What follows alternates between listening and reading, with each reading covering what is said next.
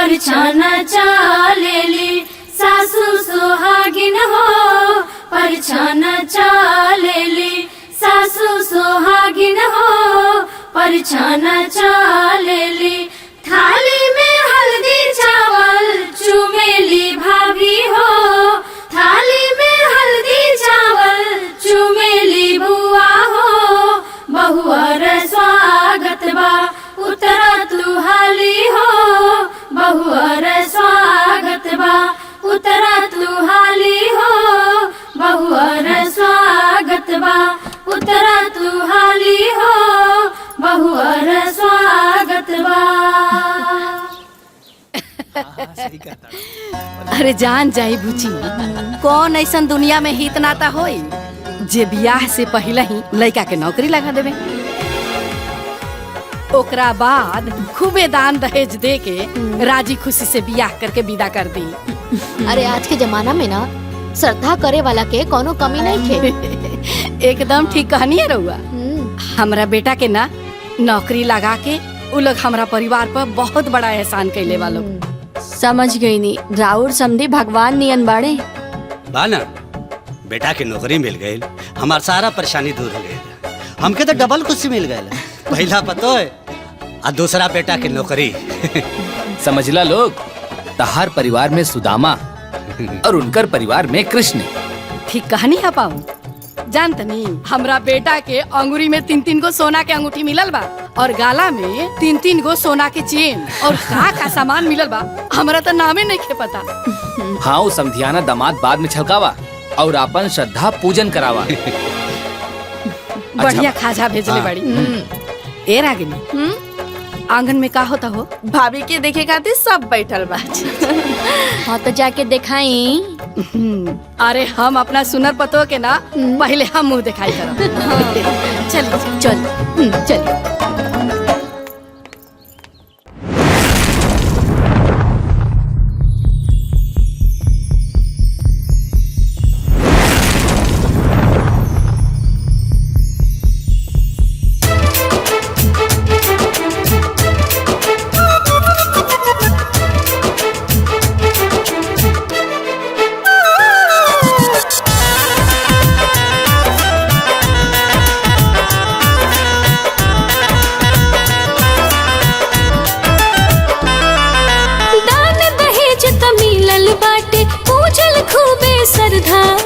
हमरा भाभी की सुंदरता आज उड़ौलस गर्दा। दान दहेज त मिलल बाटे पूजल खूबे श्रद्धा। हमरा भाभी की सुंदरता आज उड़ौलस गर्दा। रूपा देखते ही खुश मन मोर हो गइल, ही दुल्हन घूंघटा उठावते, ही दुल्हन घूंघटा उठावते घर अंजोर हो गइल, हे दुल्हन घूंघटा उठावते घर अंजोर हो गइल, हे दुल्हन घूंघटा उठावते।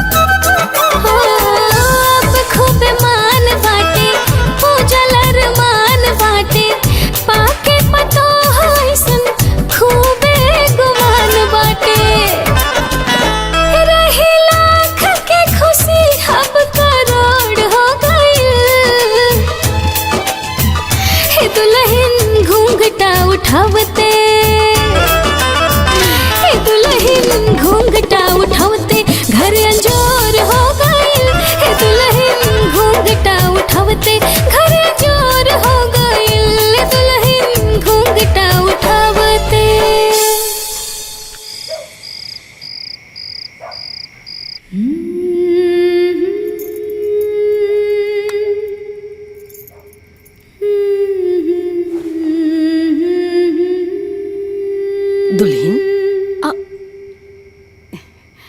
जी अरे दुल्हन खाना ना खैलू? खा लीनी अम्मा जी। अच्छा तू खा ले लू तो अभी तक ऐसे ही सब पड़ल बा। हमरा पता बा दुल्हन, जब नया नया आदमी घर में आवेला ना, खाए में ऐसे ही लाज लागेला। कबो कबो ना खाही के ना मन करेला, लेकिन हमरा एकर उपाय पता बा। ए रागिनी, रागिनी, हाँ माई, अरे जरा भैया के भेजता। अभी भेजे तानी। हाँ माई। बबुआ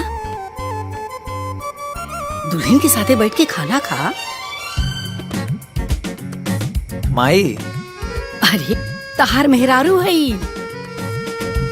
इतना असहज होखला के जरूरत नहीं के। अरे ना ना माई, हम तो हम तो कुछ ना, चला चल के बैठ के खाना खा। ठीक ठीक बा माई। चला।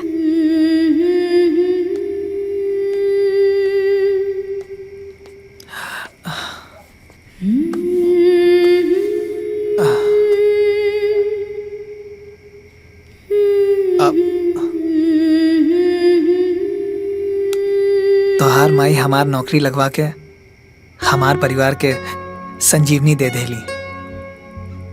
हम और हमार परिवार बहुत भाग्यशाली बा तोहरा के पाके। तू खुश बाड़ू ना हमरा घरे? ये हमार घर ना हा का? ना ना, ये तोहरो घर है। तू छुप के फोटो खींचे तारू? हाँ भैया, ये फोटो तो यादगार बनी।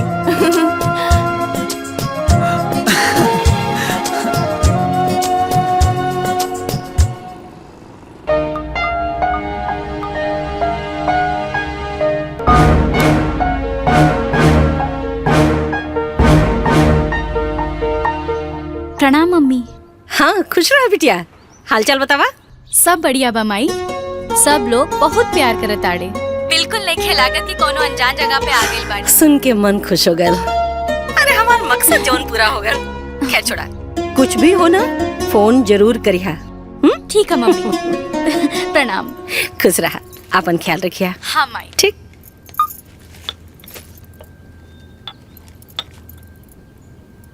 मालकिन, हाँ एगो बात पूछी का? पूछा। नौ लइका रवा बिटिया लायक रहे ना वो परिवार, फिर भी रवा गीता बबनी के बियाह वो घर में कैनी। ये बात कुछ बुझाइल ना। लल्लन ऐसे बुझा कि यदि वो परिवार हमरे बराबरी के रहित तो हमरा सामने झुक के कैसे रहे।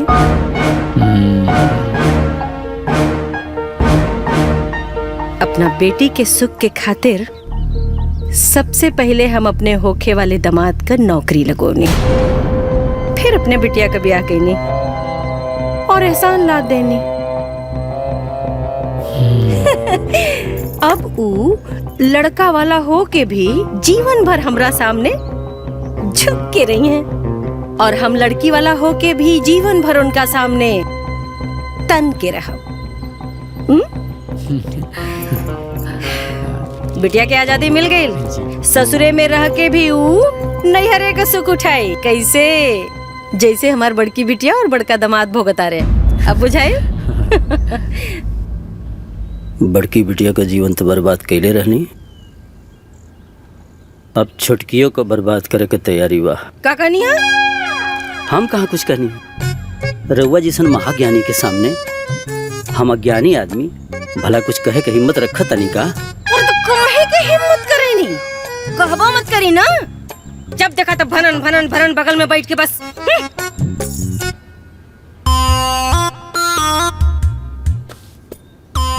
माई बाबू से बात कैले रहो। देखिए, आपकी माँ चाहे जो भी बोले, बाकी होगा वो है जो अब मेरी मम्मी ने कहा है। अरे हम कहाँ ना बोलने हैं?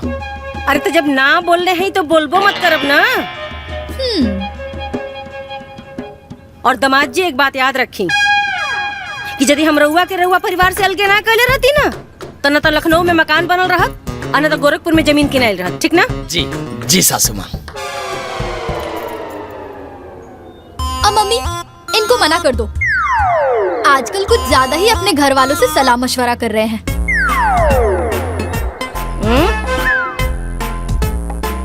आगे हुई ना ना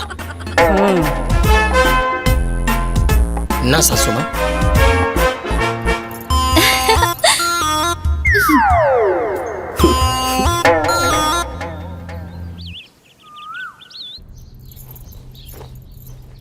दुल्हीन, अब जी मम्मी। फुआ और मौसा जी लोग जाता लोग अच्छा ता वहाँ लोग के माड़ो में खिलावे खातिर जोन थरिया देहल गई रहे ना, हाँ वो कहाँ बा? हमरा के तो मालूम नहीं खे। एक मिनट, हाँ मम्मी से पूछ के बतावा तानी। हाँ, पूछ के बता दिया। ठीक जी।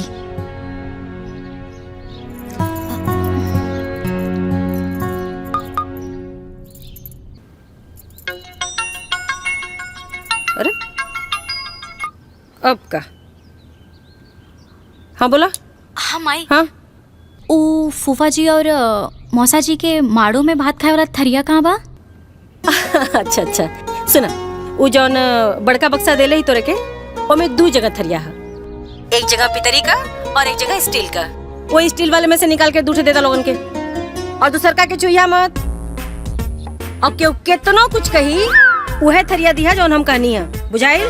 अच्छा ठीक है माई, बाय। रखा।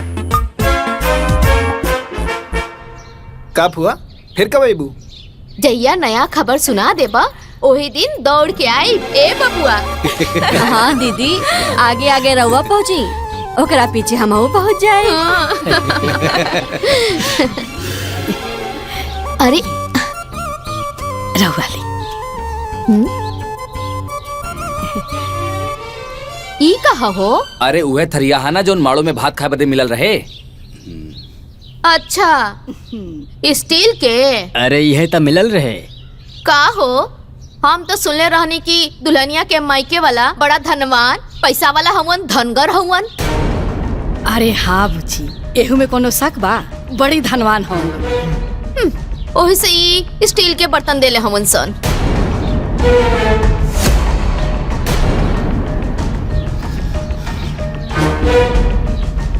अरे ये दीदी, देखले नहीं की हाथी के दांत दिखावे के कुछ और होला और खाए के कुछ और।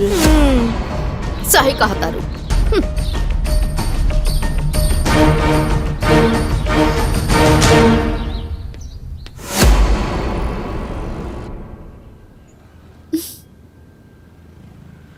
अच्छा तोर फुफुआ सास ऐसे कहलस?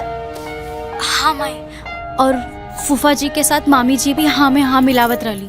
अच्छा तनी अपना सास के फोन देता फोन अपना सास के। ठीक बा माई।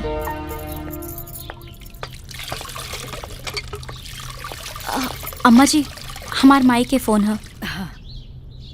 स्पीकर पे लगा दा। प्रणाम समधिन जी। का है समधिन जी? मने राउर बड़की ननद के ऐसा ही कहे के चाहिए का? अरे हम चाहे बड़का घरे कहीं चाहे छोटका घरे का, और चाहे हम स्टील का थरिया देली चाहे सोना का, हमार न मर्जी। वो क्यों नहीं बोले वाला जी?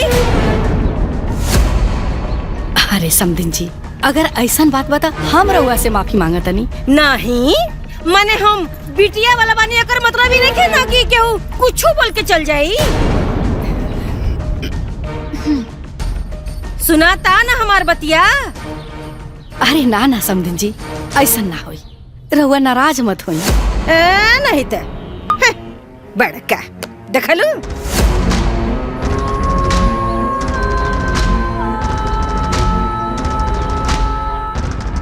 ओह माय गॉड, ये तो बहुत ही गलत बा।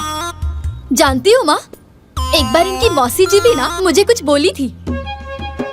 तुमने तो जो सुनाया सो सुनाया, मैंने तो पूरी इज्जत ही उतार दी थी। तब से इनके घर में कोई मुंह नहीं खोलता है। काजी सही बोले ना? हाँ जी, आप हमेशा से ही सही बोलती हैं। लगाइए। हे भगवान।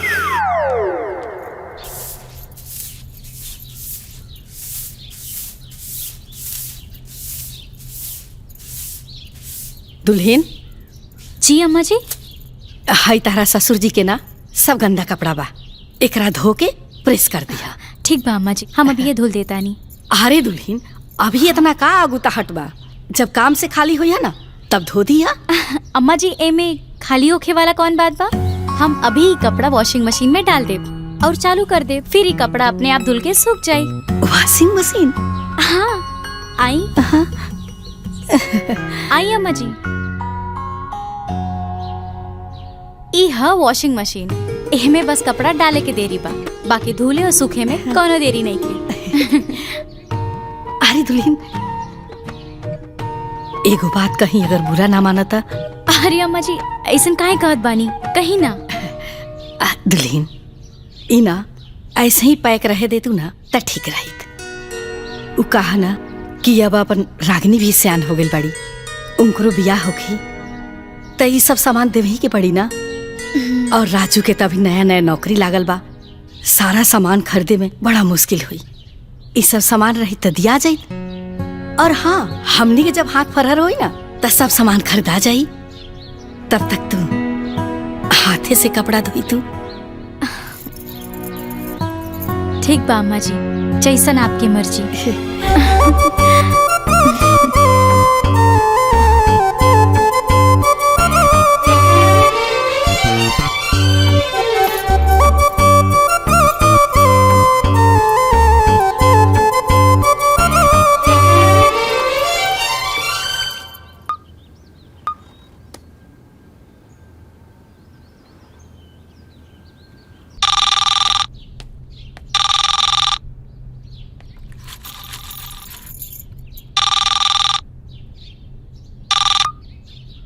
हेलो। हाँ माँ जी प्रणाम, हम रागनी बोला तानी। खुश रहा। गीता कहाँ बाड़ी और कैसन तू फोन उठोले बाड़ू? उ का है ना भाभी चापाकल पे कपड़ा धोवत बाड़ी, एहे से हम फोन उठा लेनी। हाँ कपड़ा धोवत रही? अतनी उनके पास फोन लेके चला ना, बात करावा तनी। ठीक बा, देत बानी। भाभी ली बात करी, राउर घर से फोन आयल बा।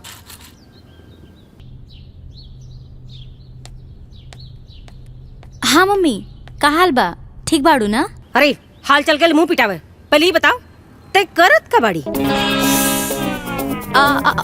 मम्मी ऊ कहा कि थोड़ा सा कपड़ा रहल, उहे धुलत रहनी। कहे वॉशिंग मशीन का हम शोरूम में प्रदर्शनी लगावे के देले बाड़ी कि तू हाथे से कपड़ा धोता रही? जाके सारा कपड़ा मशीन में डाल। मम्मी कहा कि ओ मम्मी जी के इच्छा है कि वो वॉशिंग मशीन वैसे ही रखल जाए, वो रागिनी बबुनी के शादी में दहेज दियल जाए। का कहलुहा? रागिनी के दहेज में? अरे दिमाग खराब आओ नन करे कि पगलागल बड़ा सरे। कोनो भी सामान में अपने बिटिया के सुख खातिर देले बड़ी, उनका बिटिया के दहेज देवे खातिर ना। मम्मी जाय देना। देता फोन अपना सास के, हमू देखता नहीं कि कैसे पतो का सामान देवल जाना है उन्हें। हम बाद में अम्मा जी से बात कराई। सुन ज्यादा गतिया मत बन, बुझाइल ना? अरे तक कपारे पे चढ़ के बंसी बजावे लगिया तो समझ में आई तो रखे पगलेट कहीं का। शुरू में टोका टोकी जरूरी होला, बुझाइल? चल फोन दे अपना सास के, बात करो हमार। प्लीज मम्मी प्लीज, बात यही खत्म कर देना प्लीज। बाद में कोनो बात हुई तो हम बता दे, तब बात कर ली है प्लीज मम्मी। अच्छा तो ठीक बा, एदा पारी तो हम मान जाता नहीं, लेकिन आगे से ऐसा कुछ भी भइल ना तो बता देता नहीं, हमरा से बुरा क्यों ना होई, बता दिया उन्हें लोग के। ठीक बा मम्मी। रख फोन।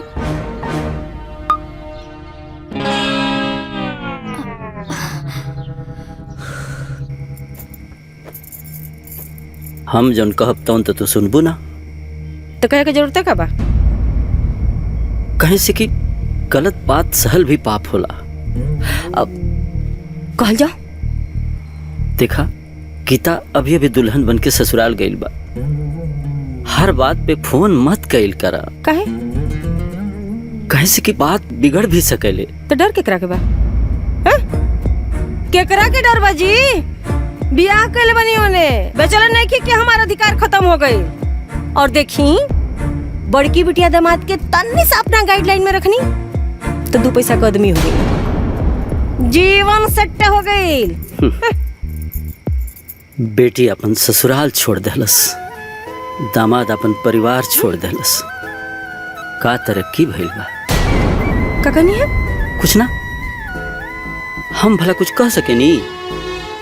रउआ ऐसन महाज्ञानी के सामने हम अज्ञानी भला का कह सके नी। तो कहबो मत करी ना, आ जानी ज्ञान देवे। जा यहाँ से।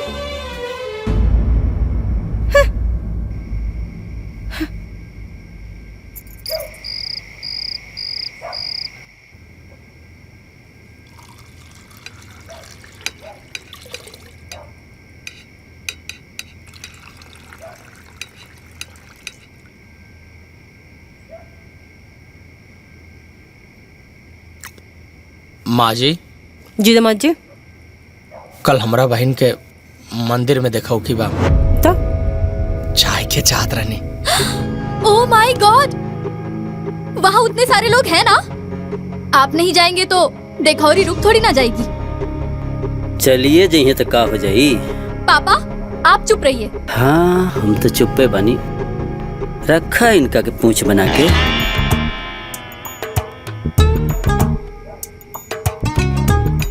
मम्मी जी का आदेश बा आपके? बाहर से बाहर जाए के, देखो कि कह के, और बाहर से बाहर वापस आ जाए के। जी मम्मी जी। और हाँ, ज्यादा लस्सी फुस्सी मत करिए वहाँ, नहीं तो ब्याह खातिर पैसा मांगे लगी सब। अब दे ही दी है तो का हो जाई। आखिर बहन ही है। पापा आप चुप रहिए। सारा पैसा वहाँ दे देंगे तो जो गोरखपुर में मेरे लिए प्लॉट लिया है उसका क्या होगा? बताओ मम्मी। सही बात। अरे इनके का पता, जिंदगी भर तो बैठ के खाई ना। इनका के का पता कि बिटियन का जीवन कैसे बनी। कबो कबो औलाद के दुश्मन हो। और अब वही चुपचाप बैठ के खाई और खाए दे। खाई जानकी मत खाई। दुनियादारी।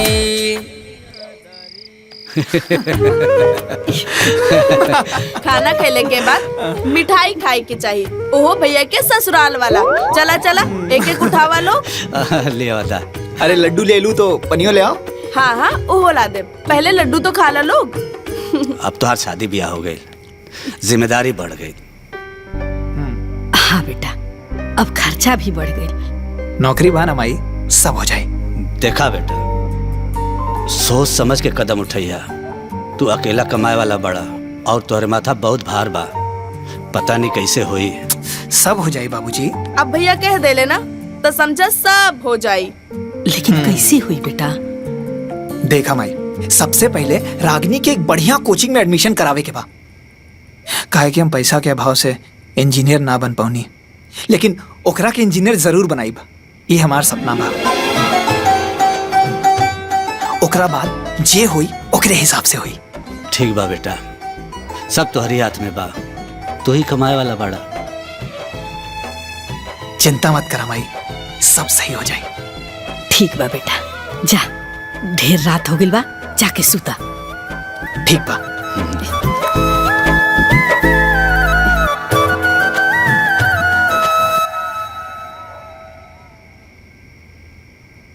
अरे अभी ले जागल बाड़ू? नींद नहीं ख्यावत। काहे? काहे कि रहुआ काले चल जाए। अच्छा, यह सोच के नींद नहीं ख्यावत? अरे देखा, नौकरी करे के बा तो जाए के पड़ी ना। हमार मन ना लगी। अरे रे, पूरा परिवार तोहरे साथे बा तो काहे मन ना लगी? देखा, अभी नया नया जॉब बा तो सब कुछ सेटल होके में थोड़ा टाइम लगी। साथ ही साथ पूरे परिवार में एक हम ही कमाए वाला मेंबर बानी, तो सब कुछ सोच समझ के चले के पड़ी। हाँ? अरे नाराज हो गई लुका? देखा, नाराज ना होल जाला। अभी तो हमनी के जीवन की शुरुआत बा, ओह में तोहार भरपूर सपोर्ट चाहिए। करबू ना? गुड।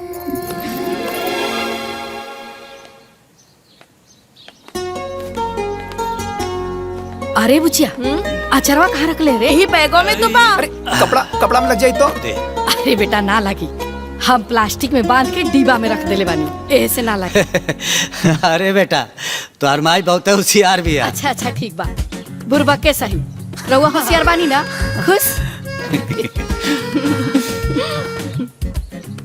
अरे हाँ बबुआ, सतुआ भी बांध के रख देले बानी, भुजना भी बांध देले बानी जी, और पूरी भुजिया भी बना देले बानी।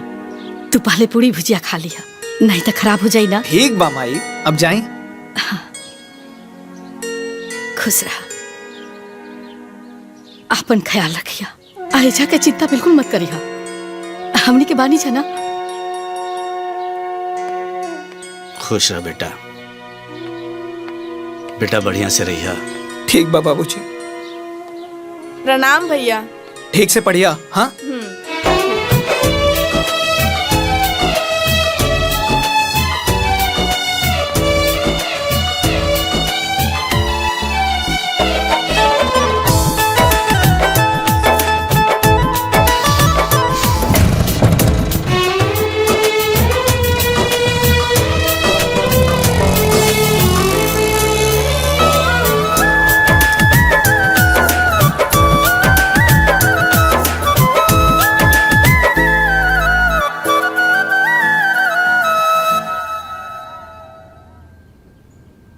इतना उदास काहे बोलो तारू बिटिया? ना मम्मी, हम उदास नहीं की। अरे बचपन से पाल पोस के बड़ के ले बनी, अब हम ही ना जानब कि तू कब खुश बाड़ू कब उदास बाड़ू। ना मम्मी, ऐसा कोनो बात नहीं खे, कहा कि वो जॉब पे चल गए ना, यही से हमार मन थोड़ा सा उदास हो गइल बा। का दामाद जी, मने दामाद जी तोरा के छोड़ के जॉब पर चल गई ना? हाँ अच्छा अच्छा, परेशान मत हो का। हाँ तू अपन ख्याल रखा, हम फोन करब थोड़ी देर में। ओके मम्मी। ओह माय गॉड, मेरी बहन अकेले कैसे रह रही होगी? उसको कितना बोर फील हो रहा होगा ना। अरे होखबे करी, और फिर उनकर हिम्मत कैसे पड़ गई हमरे बिटिया के अकेले छोड़ के शहर जाए का? बताओ मम्मी, मैं तो इनके बिना एक मिनट भी नहीं रह पाती हूँ, वो कैसे रह रही होगी? सही बात सासू जी, साड़ू भाई ठीक नहीं खेगा।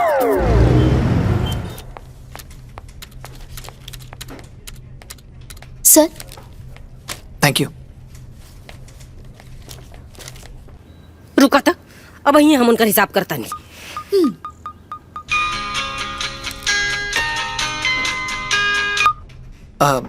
प्रणाम सासू माँ। बताई दामाद जी, मतलब दामाद जी, हमरे बिटिया के अकेले छोड़ के चल रही नहीं घरे। बताई ना, हमारी बिटिया अकेले हो गई ना। ना ना सासू माँ, गीता अकेले थोड़े ना बाड़ी, पूरा परिवार उनकर साथे बा। क्या मेहमान जी, परिवार पति की बराबरी थोड़ी ना करेगा जी, ये आप कैसी बात कर रहे हैं जी? मैं तो इनके बिना एक मिनट भी नहीं रह पाती हूँ। अरे साड़ू भाई, हमार साली साहब अकेले बैड न फील करत होई। हाँ, बताओ ना माँ, गीता बहुत उदास थी क्या? रो रही थी क्या? करी। हाँ। देखी लोग, हम रउआ लोगन से प्रॉमिस करतानी कि हम बहुत जल्दी गीता के अपने साथ रखब। अबे हम ऑफिस में बानी। प्रणाम। बताओ मम्मी, बेचारी गीता। ए बबनी, तनी पढ़े में सीरियस हो जा, भैया के सपना पूरा करे के बा। हाँ माई, एकदम सीरियस हो गई नहीं, भैया के सपना जरूर पूरा करब।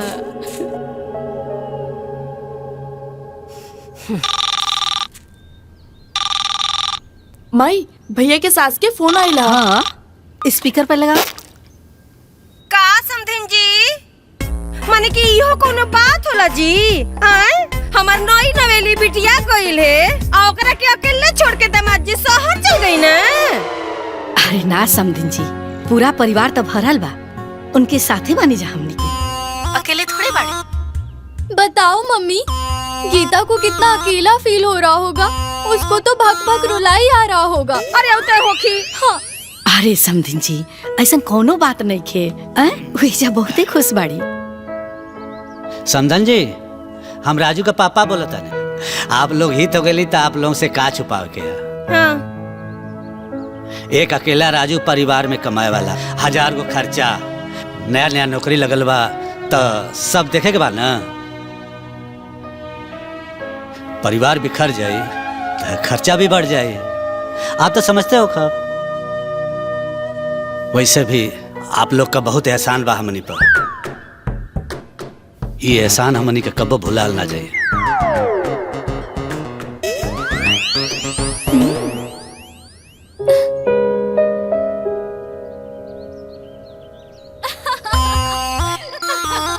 बताओ मम्मी, तुमको याद है ना एक बार छोटन जी जब हमको छोड़ के गए थे, तुमने तो हंगामा ही कर दिया था। और मैं भी जो भाग के आ गया था। हाँ। ओह माय गॉड। बाकी गीता कैसे रहती होगी? वो जंगल में ना अपना ससुराल में बिया। और तू लोग बार बार बोल के ओकरा जीवन में आग मत लगावा। बताओ मम्मी, पापा को क्या मालूम कि उसकी भी अपनी पर्सनल खुशी होती होगी ना। हाँ सासू माँ, फैमिली थोड़ी ना हैप्पी देगा उसको। हाँ। माँ है हम, हमरा के न पता बा कि औलाद का दर्द का होला। इनका के का पता। तू ही दोनों जानी त ओकरा जीवन के बर्बादी के कारण बनल बा। का कहनी है? कुछ ना, हम कहाँ कुछ कहनी है। तू दोनों महाज्ञानी के सामने हम अज्ञानी के कुछ बोले के हिम्मत बा? तो हिम्मत करबो मत करब।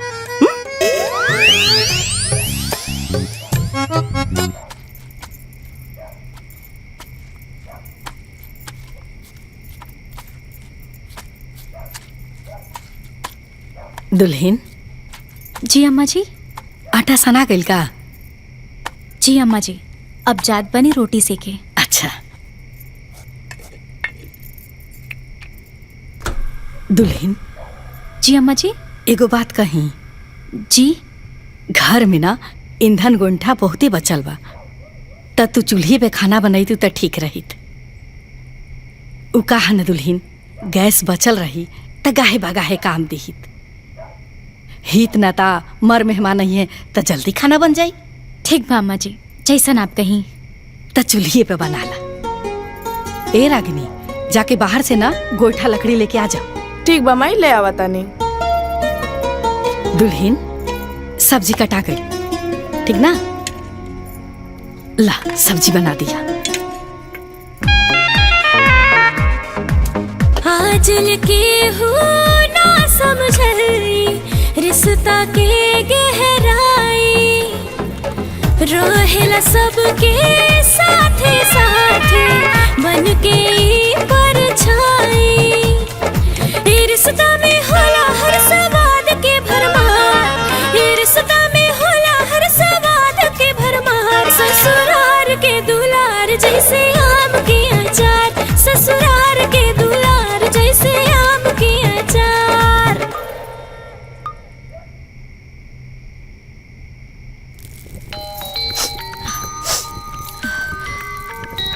मम्मी। हाँ मम्मी। हेलो बिटिया, कैसे बाड़ू? का करता रू? हाँ ठीक बानी मम्मी, अभी तक खाना बनावत बानी। ए तू खाना बनावता रू तो सुसुकत कैसे बाड़ू? ए कोनो कुछ कहता रही ना? अरे ना मम्मी, केहू कुछ ना कहलस। वो कहा कि आँखें में धुआं चल गई ना, त आँख और नाक से पानी निकले लगल। अरे मने कि गैस चूल्हा पर कैया से धुआं लगा लगल रे? अरे ना मम्मी, गैस चूल्हा पे ना, वो मिट्टी के चूल्हा पे खाना बनावत बनी ना, यही से धुआं निकला। का कहलू? मिट्टी के चूल्हा पर खाना बनावता रू? कौन उनकरा घरे में गैस चूल्हा भी नहीं का रे? अरे मम्मी, ऐसा कोनो बात नहीं खे। ओ मम्मी जी कहत रही ना कि गैस बचल रही तो केहू केहू अचानक से मेहमान आई और गाहे बगाहे में काम आ जाई। उहे खातिर मिट्टी के चूल्हा पे खाना बनावत बानी। अच्छा, ये बात अब समझ में आई कि इन्होंने तो धन से ना मन से दलितर बाड़ा सा। बतावा हो, इनके बेटा का हम नौकरी लगौली, दहेज में भर भर के सामान देली, पैसा रुपया से घर भर देली, तब वही हाल बा। हाँ? गैस बचावल जाता। तनी ऐसन कर, बात करो अपने सास से। अब पानी कपार के ऊपर जा रहल बा। बात करो अपने साथ से था। पूछता नहीं कि पतो के संगे कैसे रह जाला। बात करो। मम्मी जाए दा ना, धीरे धीरे सब ठीक हो जाए। जाए ना दा, बात करो हमार उनसे, नहीं तो तोर जिंदगी बर्बाद हो जाई और हम बता देता नहीं बड़ी पछते भी तय। बेटी के परिवार में इतना दखल अंदाजी ना करे के चाहिए, ओकर जीवन खराब हो सकेला। आगे नहीं ज्ञान देवे, बोलो नहीं हरुआ के हम जब देखा था ज्ञान देवे पहुंचावे नहीं। हाँ जाइए यहाँ से, दिमाग मत खराब करी। ऐ बात सुन, ते पहले बात कराओ हमार। अम्मा जी तो बाहर बाड़ी, रउआ से कैसे बात करवाई? अच्छा ठीक बा, हम तमाजी से बात करता नहीं। बाकी तय कान खोल के सुन, जाके गैस चूल्हा पर खाना बनाओ। और अगर आज के बाद हम सुन नहीं ना कि तय चूल्हा पर खाना बनाओ तरी, तो हमारा से बुरा क्यों ना हुई। हेलो,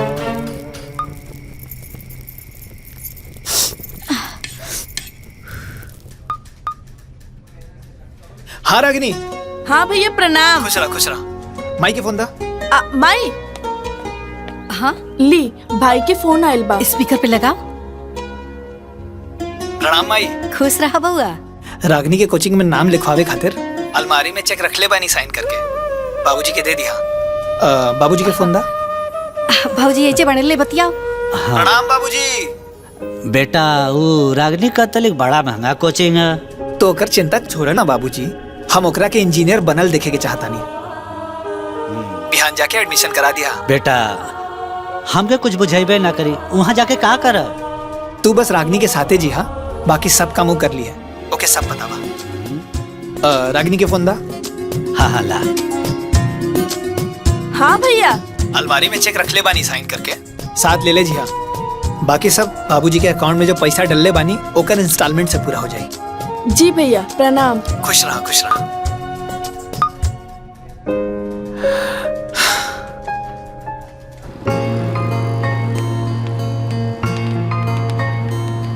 बड़ा ठंडा लला रे अंदर। एसी लागल बा बाबूजी। हाँ बेटा, तब पढ़ाइयो बड़ा महंगा हुई ना। पढ़ाई भी तो अच्छा होला। हमाल के जमाना में अच्छी कोचिंग ना रहे, नया जमाना नई पढ़ाई है। रुका बाबूजी, का एक सेल्फी खींच के भैया के भेजे के बाद। हाँ ले खींच।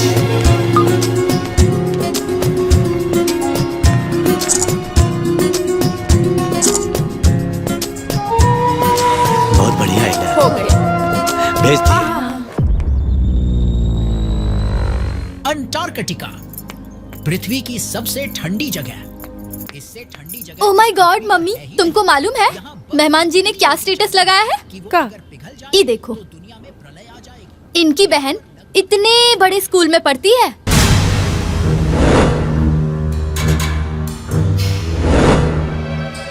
इतने बड़े स्कूल में तो कभी तुमने भी मुझे नहीं पढ़ाया।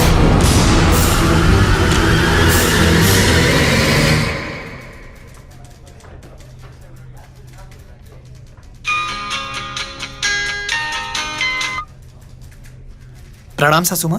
खुश रहा बाबू। हमरा बिटिया के कहिया अपने साथे लिया होता नहीं? बहुत जल्दी सासू माँ। ठीक बा, हमहू देखा तानी कि आपका वो जल्दी वाला दिन कितना जल्दी आता है। जी।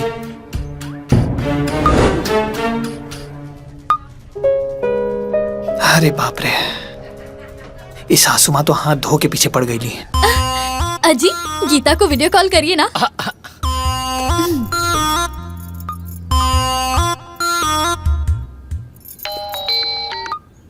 हाय, ये देख गीता, ये चूड़ी, ये बिंदी, ये लिपस्टिक और ये ज्वेलरी। ये सब साड़ी का मैचिंग है। और ये देखा दीदी, ये सब हमार है। ये चूड़ी, ये बिंदी, ये लिपस्टिक, ये ज्वेलरी सेट और ये साड़ी। अरे गीता, ये तो वही साड़ी है ना जो हमने पसंद किया था? हाँ दीदी, तुमको पता है जब सज सवर के चलनी से अपने चांद को देखोगी ना, बहुत अच्छा लगेगा। मैं तो छट्टन जी के साथ सेल्फी भी निकालूंगी और उसको अपलोड भी करूंगी। देखना बहुत लाइक्स जाएगा। अच्छा गीता, करवा चौथ में मेहमान जी तो आ रहे हैं ना? ना दीदी। ओह माय गॉड, तो तुम चांद कैसे देखोगी? वीडियो कॉल पे देख लेना दीदी। वीडियो कॉल पर? क्या गीता, बिना मेहमान जी के सेल्फी अपलोड करोगी? कैसा लगेगा? लाइक नहीं मिलेगा। तो अब क्या करे दीदी? उनको बुलाओ, कैसे भी करके उनको बुलाओ, नहीं तो मजा नहीं आएगा। अरे साली जी देखी ना, हम तोरे सिस्टर के 1 मिनट में अकेली छोड़े ली का। साड़ू के दबाव दी, बार बार दबाव दी, और सुना ओकरे बाद ना प्यार से बुला ले। हाँ बुला ले। हाँ ओके ठीक है, बाय बाय।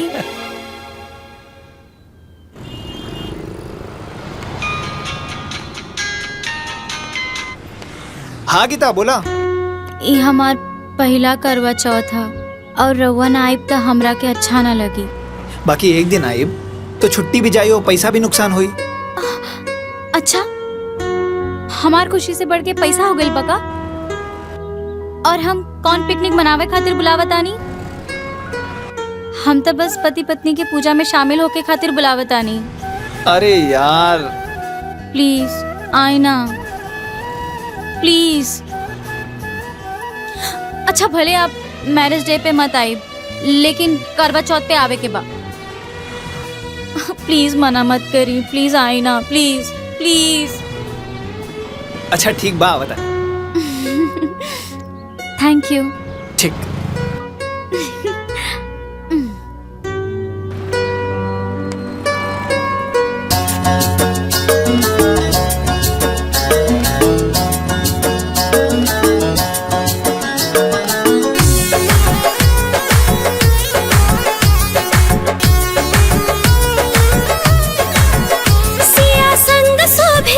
चंद्र जैसे जोड़ा राधा और कान्हा के ऐसे,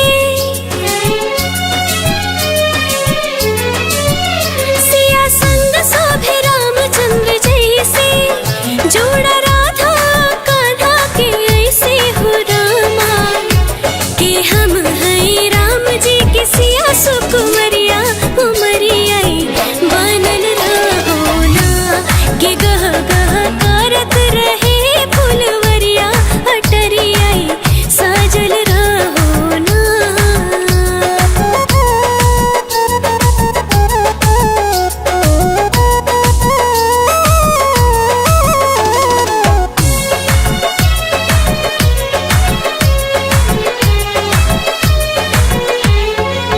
दहकत मांगी में हमरे से नुरवा रहे, बनल पियवा से सौका सिंगरवा रहे।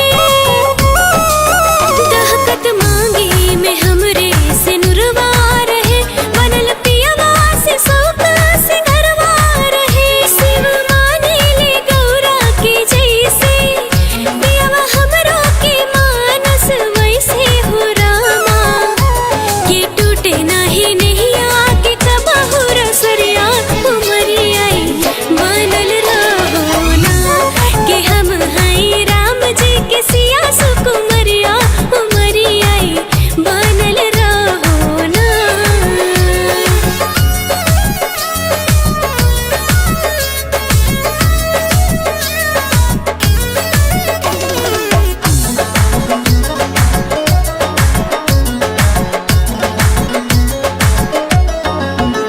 जोड़ी किस्मत से ईश्वर बनावे ले हो, दूगो दिलवा के उहे मिलावे ले हो।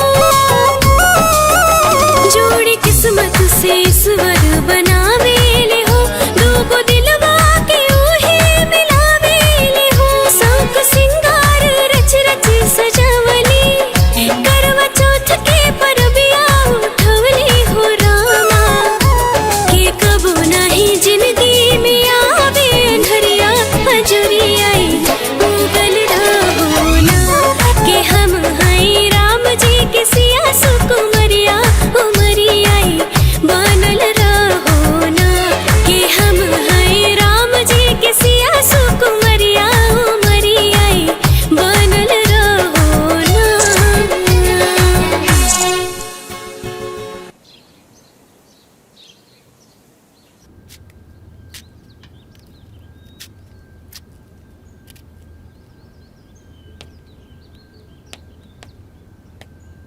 अरे बबुआ आओ बैठा। कितना दुबरा गइल दुल्हन। जी अम्मा जी। एक गिलास दूध लेके आवा था। लावतानी। है भला बताओ ता कितना दुबरा गइल बड़ा। अरे का बनावेला का खाला। नौकरी करे के बाद देह में शक्ति ना रही तो काम कैसे होई। अरे ठीक तो बानी हम, बाकी शरीर का वजन भी ठीक बा। लीजी पिया। राजू जी बाबूजी। हम सोचा तानी कि बहू के अपने साथे शहर ले जा। टाइम टू टाइम खाना खात होगा। अकेले रहला में दिक्कत होला बेटा। ना ना बाबूजी, हमके कौनो दिक्कत नहीं है। अरे कैसे दिक्कत नहीं है। हमनी से बेसी तू जानता रहा। इतने दिन में तो इतना दुबरा गईला। मर्द की काम न करे के बा कि घर में बैठ के चौका बर्तन करी कपड़ा धोई। अरे अकेले का करबा बबुआ। अरे माए बाबूजी, अब इनका लेके जाइब तो सारा प्लान फेल हो जाए, बहुत खर्चा बढ़ जाए। बेटा रूम का भाड़ा देबे करेला, बिजली का बिल देबे करेला, खाली राशन का खर्चा थोड़ा सा बढ़ जाए, ऐसे प्लान फेल हो जाए। और जो तुम लोगन की दिक्कत होई उ? अरे बबुआ हमनी के कोनो दिक्कत ना हुई। रागिनी बाड़ी न हमनी के कोनो दिक्कत ना हुई। और वैसे भी तार माई इतना कमजोर नहीं की अब अहियो 50 आदमी के खाना बना के खिला सकत रही। बात माना दुल्हन के अपना साथे साथे शहर ले जा।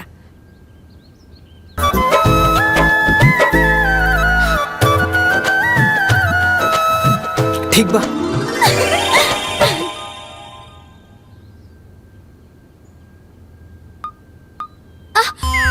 क्या छोटन जी, ठीक से करिए ना। बना तो रहल बानी। बताओ माँ, एक चोटी भी ठीक से नहीं बना पा रहे हैं। अरे ये दोनों दमादन के ना हमरे बेटियन के चिंता देखे। अरे ठीक से करी। चलिए हटिए यहाँ से, हटिए। मूड खराब कर दिया। अरे गीता का वीडियो कॉल। प्रणाम मम्मी। हाँ बिटिया खुश रहा। मम्मी हम शहर आ गए और रउआ के दामाद हमरा के साथे लेके आ गई। हाय भगवान, हम आई। आज हमार तपस्या पूरी हो गई। हमार बिटिया जाल से निकल के आजादी की हवा में आ गई। मम्मी ये देखी हमार शहर के घर। हाँ दिखा दिखा। ये देखी मम्मी, यह बेडरूम और यह ड्राइंग रूम, ई बैठे के जगह और यह किचन।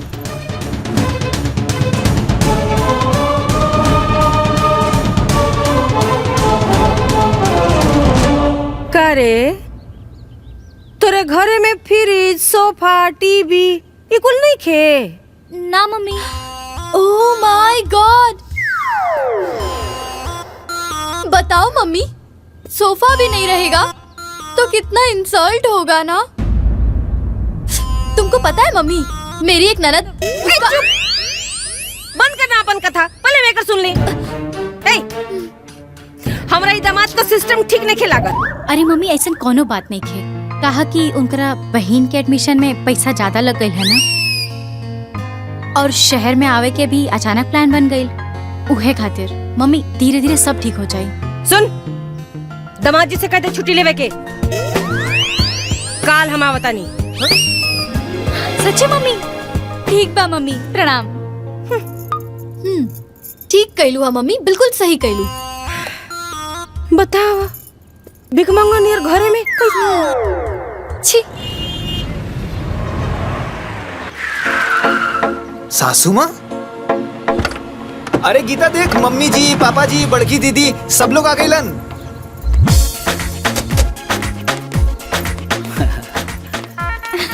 मम्मी। अरे बेटा खुश रहा। प्रणाम बाबू। सब लोग ठीक बा ना? अच्छा लगल तो देख के। जी चल। पापा। अरे हमारा खुश रहा बेटा, सदा सुहागन रह। ठीक बड़ा दीदी। सब बढ़िया बा। और साड़ू भाई? ओह माय सब गॉड, बढ़िया बढ़िया। का गीता तुम इतनी दुबली कैसे हो गई? कुछ भी दे दी। भैया लोग सारा सामान लेके अंदर आवा। हम बताओ बतानी कि कौन चीज कहाँ रखे के बा। ले आवा। ठीक बा, उतारे तनी। कब्बो खट्टा मीठा कब्बो लागे लाजर हार, कब्बो खट्टा मीठा घूम जा। को बोला गेला झरहार ससुरार के दुलार जैसे धीरे धीरे सारा सामान उठा ली वालों, अपने हिसाब से हम रखवा लें। के दुलार जैसे आम की अचार। मम्मी आई बैठी, सब रखा जाए।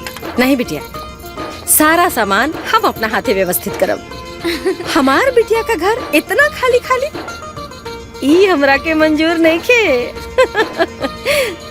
सासू तुम्हारा माँ, का हाँ, ये सब सामान रउआ चिंता मत करी बेटा, सारा सामान इंस्टॉलमेंट पर बा। धीरे धीरे राउर तनख्वाह में से कटत जाए, ठीक है? ओह माय गॉड, बताइए मेहमान जी, अगर गीता का घर स्टैंडर्ड नहीं दिखेगा तो कितना इंसल्ट होगा ना। बेटा घर में सब लोग ठीक बा ना? हाँ हाँ सब लोग ठीक बा बाबूजी। हम चाय बना के लेके आवतानी। ठीक बा।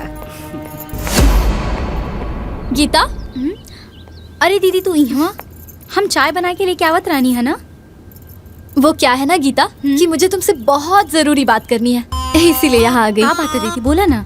देख बहन, यहाँ ना इस सास वास की टेंशन मत पालना, नहीं तो बहुत प्रॉब्लम हो जाएगी। मुझे देखो, मैं किसी से कोई मतलब नहीं रखती हूँ। देखो कैसे टेंशन फ्री हूँ। है ना? तो गीता, हाँ हाँ हाँ बन गई, लेके आवतानी। साढ़ू भाई आपन घर कब बनवा तोड़ा हो? अपन घर तो गांव में है ना। क्या मेहमान जी, ये भी कोनो बात है? अब बात में कौन खराबी बा? अब दामाद जी आप हमारी बात सुनी। अब ना रउआ अपने घर के चक्कर में पड़ी। देखी छोटन जी के लखनऊ में घर बन गया। ओह माय गॉड, क्या मम्मी, मेहमान जी को पूरी बात तो बताओ। इनको ये भी तो बताओ कि मेरे नाम से गोरखपुर में जमीन भी लिया है। अब यहाँ के अपन हित हो गए बनी, धीरे धीरे सब पता चलिए न जाई।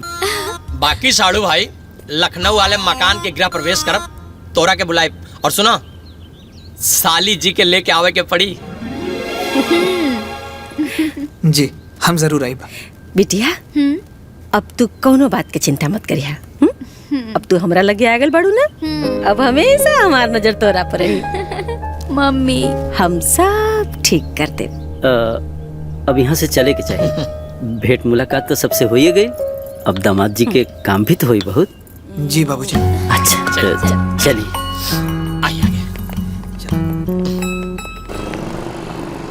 इतना सब सामान लोन पर उठवा देलू है, सोचबो न कैलू है कि राजू जी ओके भर पई है कि ना। अगर दामाद जी के कपार पर ये लोड ना चढ़ होती ना तो दामाद जी पैसा भेज देता अपना बहन के पढ़ाई खातिर, और फिर जिंदगी भर हमार बेटी गांव का माटी फाकत। तो हर जवनी सोच बा ना, देख लिया एक दिन घर परिवार खातिर बहुत खतरनाक हुई। का कहनी? हम कहाँ कुछ कहनी है, तोहरा ऐसा महाज्ञानी के सामने हम अज्ञानी के बोले के मजाल बा। तो बोलबो मत करी। अरे का बताई माई, सोफा फ्रिज पलंग टीवी सब सासू माँ लेके आ गई ली। अरे तो पैसा कहाँ से आई? वो सब लोन पर बा, हर महीना हमार सैलरी में से कटी। बेटा खर्चा बढ़ गए ना। हाँ बाबूजी, लोड तो बढ़ गई, बाकी शहर में रहे के बाद तो ठीक से रह के पड़ी। हाँ बेटा ठीक कहा तारा, जैसन देश वैसन भेज तारा कहीं के पड़ेला। अच्छा माई प्रणाम। फोन करत रहिया लोग, ठीक बा? ठीक बा बेटा, तू बढ़िया से रहिया, खुश रहा। खुश रहा।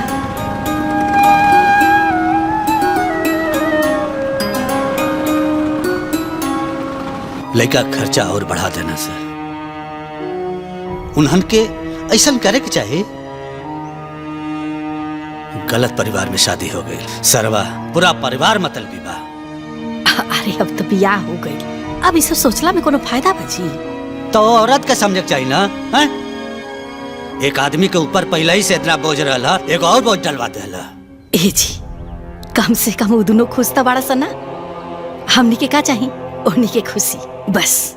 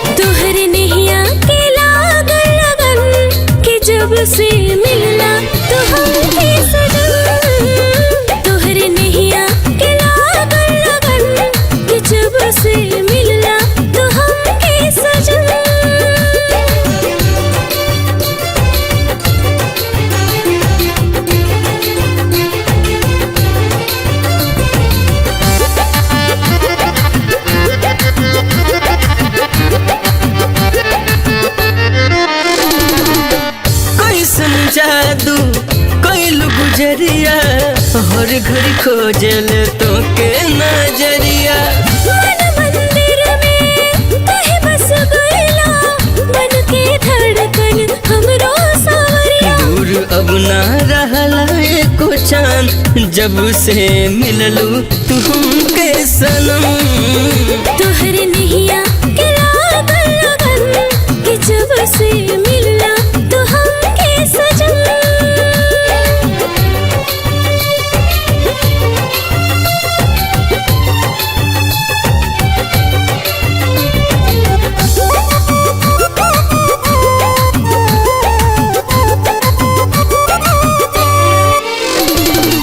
गुड़ से मीठ प्याला गेला बतिया, मन कर सुनते रही दीना रतिया। भइल बहार बन के जिंदगी में हमारा, लौक लखाली अब तोहरी सूरतिया। धड़क तोहरे ही नावे धड़कन, कि जब से मिलना तो हमके सजन। अब ये दिलवा रहेला मगन, कि जब से मिललू तू हमके सनम।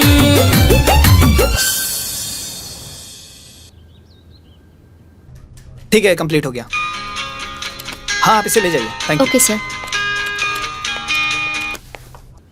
हेलो भैया, प्रणाम। खुश रहा खुश रहा। का हाल चाल बा? ठीक बा भैया। हम कोचिंग छोड़ देनी हा। काहे? पढ़ाई समझ में नहीं के आवत और हम पास ना होकब तो तहार सब पैसा बेकार हो जाई। जा रे पगली, जब तही भागे लगले तो हम काही कहीं पढ़े के तह तोहरा बाना, ते हमार सारा सपना तूर देले। माई के फोन दे। हाँ बेटा। हम घर आवतानी माई। अच्छा, अकेले आवता रहा कि दुल्हनो आ रहल बड़ी?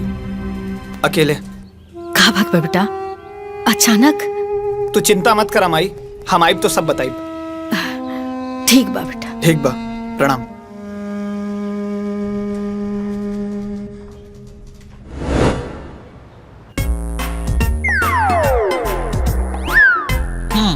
मम्मी जी, ये वाला खाइए ना, बहुत मीठा है। इधर बहुत खट्टा वाला। ये बहुत मीठा बा। अरे बेटी से बिना बतियौले संतरा खाए लगलू, ऐसे बची? बेटी तनी बिजी बिया, फिर जाके फोन करी। बेसिड मत फेंकी।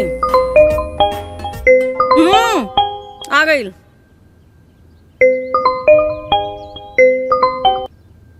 हाँ मम्मी, हो गई का बोला। हाँ बिटिया, कहाँ बिजी रहलू है इतना देर?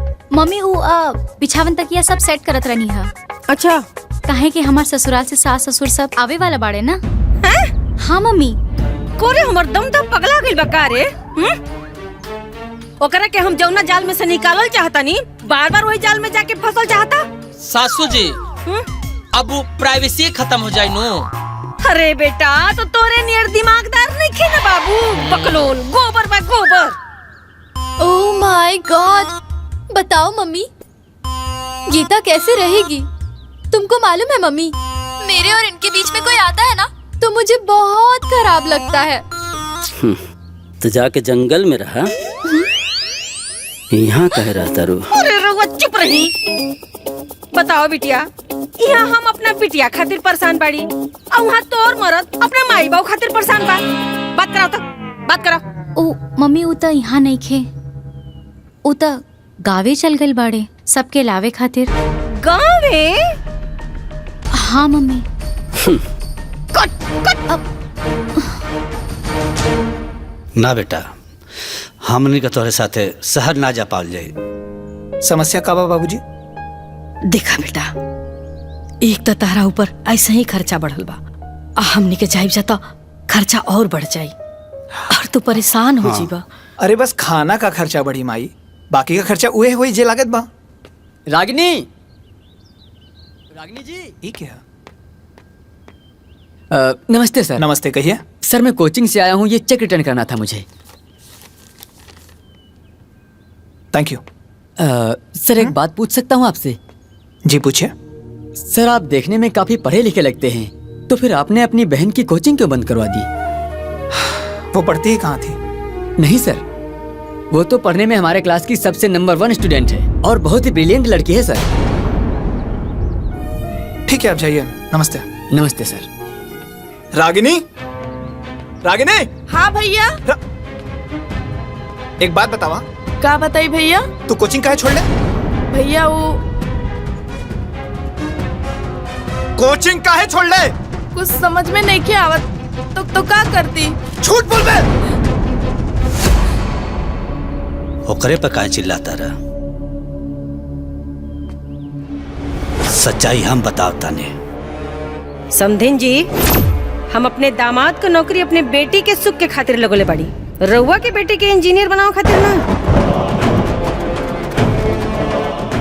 और एक बात बता दी कि अगर हमरा नौकरी लगवावे आवेला तो नौकरी छुड़वावे भी आवेला।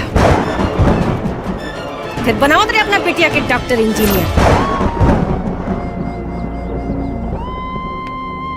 तू इतना सुन के भी चुप हो गई लू?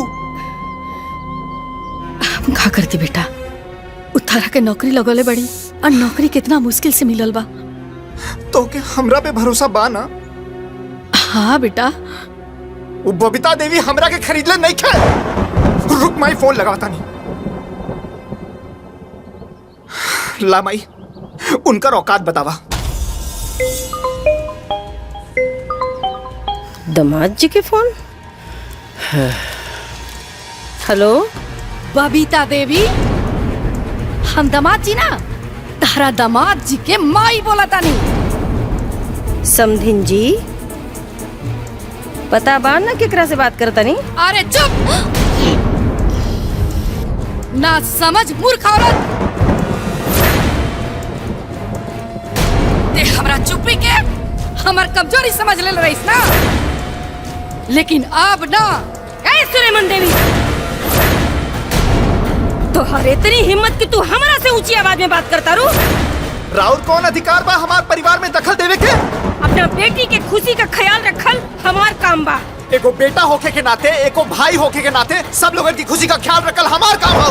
ए दामाद जी, आज लेके वो हमरा से इतना ऊंची आवाज में बात ना कैलस। ए सासू माँ, ऐसन घटिया हरकत आज तक हमार परिवार के साथ केहू न कैलस।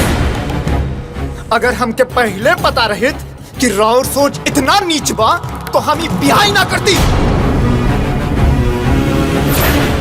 तोहर इतनी हिम्मत कि तू हमरा के नीच कहला, घटिया कहला। अरे हमरे चलते आज इज्जतदार बनला सा, हम ही नौकरी लगोली और हम ही से गर्मी। अरे लात मारता नहीं ऐसा नौकरी के। भाड़ में जाए ऐसा नौकरी और भाड़ में जाए ऐसा ससुरारी। इतना गर्मी उतारेब, तोहरो गर्मी उतारेब। एक मिनट, हमरा के पहले हमरा बेटी से कॉन्फ्रेंस कॉल पे बात करे थे। एक मिनट, बता नहीं।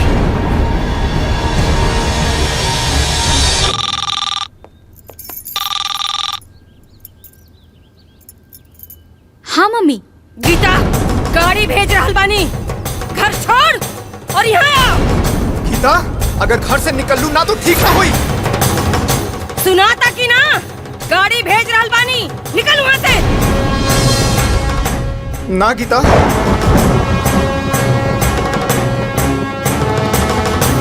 गीता, गाड़ी भेज रहल बानी, अब बता रहे ना।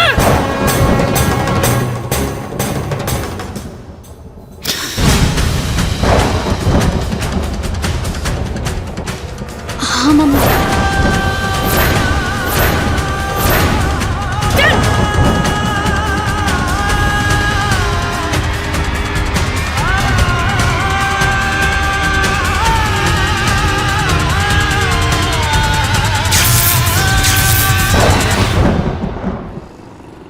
जौना के 1 रुपया का औकात ना रहे, हमरा नौकरी लगौला के बाद चालाक बन गई, हमरा से सवाल जवाब करता। कुल हीरोगिरी छुड़ाई। देखा, आवेश में लिहल हर निर्णय गलत होला। तू फटाक से फोन कैलू, ये फटाक से आ गिनी। आ ना गईल, बल्कि अब इहो यही रही। अपने बिटियन खातिर हम काफी बानी, और जैसे हमारे एगो बेटी दामाद यहाँ रहला ना, वैसे हमारी इहो बेटी यही रही। ओ लोगन के भूमि पर ही ना चला देली ना तो हमरो नाम बबीता देवी ना। ओह माय गॉड, बताओ मम्मी, राजू जी कितने बदतमीज हैं। इन्होंने तो आज तक तुमको कभी मम्मी जी के अलावा कुछ नहीं बोले। बाकी राजू जी तुमसे जबान लड़ाने लगे।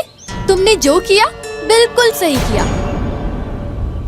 अरे ससुर कुल हो जाए। देखिए ज्यादा गुस्सा भी था सेहत के लिए नुकसानदायक बनू। ए गीता, तुम क्यों चिंता करती हो? तुमको याद है ना, मैं भी एक बार ऐसे ही गुस्सा होके मम्मी के कहने पे यहाँ चली आई थी। बाद में तुम्हारे जीजा जी पूरा परिवार को छोड़ के मेरे पीछे पीछे यहाँ आ गए। और आज देखो हमारे पास क्या नहीं है। डोंट वरी बहन। का जी? हाँ जी। कमीना, हमरा से कहा था कि कौना अधिकार से हमारा परिवार में दखल देता रू, और हम बिटियन का माई बनी तो हमारे ना दखल रही। अभी वो लोग हमरा के जानत नहीं खान। हे बिटिया, बस हम जैसे जैसे कहतनी बस तू वैसे वैसे करत जा। फिर देख कि आगे का होता। हम इतना मना कहीं नहीं, बाकी हमार एक बात ना मन ली और अपन माई के कहे पे घर छोड़ के चल गई ली। अब उनके साथे साथ उनके माई के भी समझाई कि हम ऐसा दामाद ना है जैसे उनके घर में बैठल बा। बेटा ठंडा दिमाग से काम लेके पड़े। बबीता देवी का यह स्वभाव है, हम समझ गए। अब प्रतिष्ठा भी बचाओगे बा, अब परिवार भी बचाओगे बा। अरे प्रतिष्ठा तो बुढ़िया ना उड़ा बता रही। अरे बेटा हम तुझसे कहता नहीं ना, हैं? हमके बबीता देवी से का लेवे देव के? हमके तो अपन बहू गीता से लेवे देव के ना। वो तो अपने माई के कहे पे चलता रही। अरे बेटा देखा, जैसे तारा माई के केहू कुछ बोलेला ना तो तारा बुरा लागेला, तो हो सही तो तू ओकरा माई के बोलला तो ओकरा बुरा लाग गई। हाँ। बाकी उनकर माई जो घाल मेल करता रही वो तो खराब बा ना। अरे बेटा तू उनका स्वभाव के प्यार से देखा। कोई भी रिश्ता बनावे में ना बहुत समय लागेला और बिगाड़े में ना मिनट भी ना लागेला। ऐसे हमनी के कहब जा कि तू दुल्हन के फोन करला। हम काहे फोन करी? वो तो कर सकीले ना। बेटा हम तुझसे कहनी है ना, हैं? हमान के प्रतिष्ठा भी बचाए बा, अब परिवार भी बचाए बा।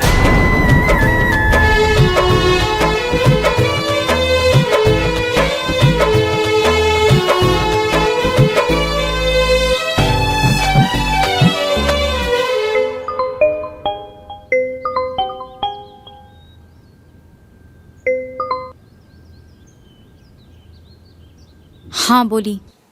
देखा गीता, खीस पीट में जौन भैल तौन भैल, अब घरे आ जा। हमार मम्मी जौन कहिए हम उहे करब। हमार माई से पूछ ली। एमे तो हर माई से कहे पूछे के पड़ी। तू हमार पत्नी हो ना, और ऊ हमार मम्मी है। एकर मतलब तो हर माई जौन कहीं तौन हुई। का भैल तू बोलत काहे नहीं खो? का बोली? हम कहनी ना हमार मम्मी से पूछ ले। गीता तो हर जीवन हमरा से जुड़ल बा, बीच में अपन माई के मत लेके आवा। हमनी के अपने विवेक से सोचे के बा। हमनी के बीच से अपन माई के साइड करा। ए, तू हमरे बिटिया के भड़कावत आ रहा है? आगे लाना औकात में। हमरा से बेहतर हमरा बिटिया के केहू नहीं के जान सकत, बुझाई? और कान खोल के सुन, अगर हमरा बिटिया के साथ रहे के बा तो तोरा के भी हमरे बड़की बिटिया और दामाद जैसा अपन परिवार छोड़ के रहे के पड़ी। बस ए सासुमा, ई कतई संभव नहीं है। रख फोन, रख।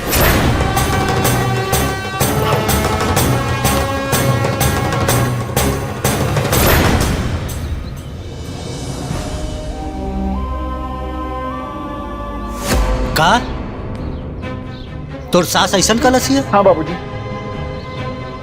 गलत जगह शादी हो गई, गलत रिश्तेदार मिल गई न सर। ए बेटा अब तू का सोचला? अरे उनका कहले से हम अपन परिवार के बिल्कुल ना छोड़ सकीला।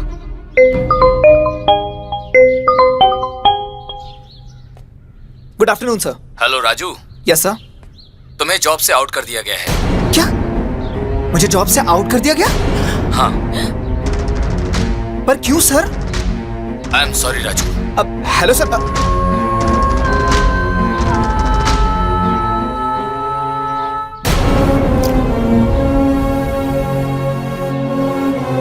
ये बबीता देवी हाथ धो करके हमनी के पीछे पड़ गई बिया।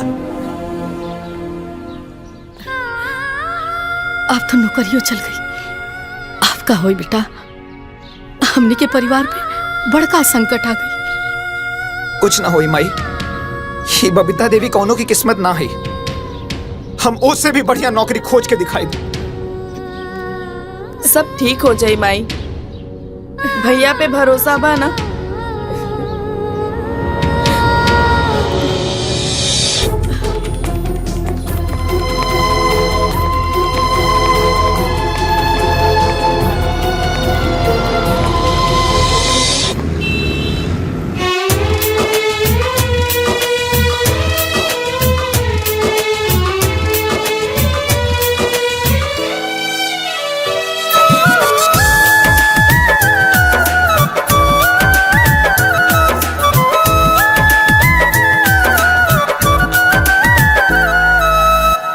कबो औलाद के दुश्मन हो,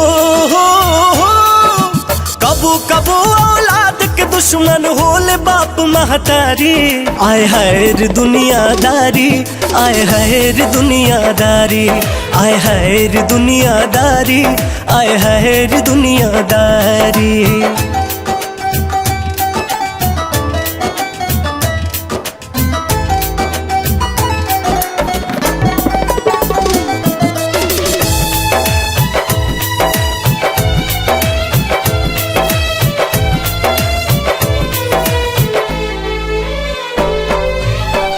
आन बान में बतिया बिगड़े, धायल रही जाला सोचल सगरे।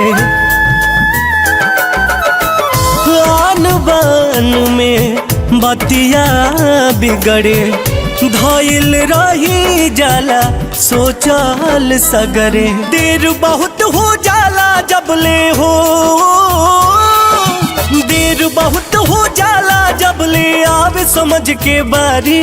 आए हाय रे दुनियादारी, आए हाय रे दुनियादारी, आए हाय रे दुनियादारी, आए हाय रे दुनियादारी।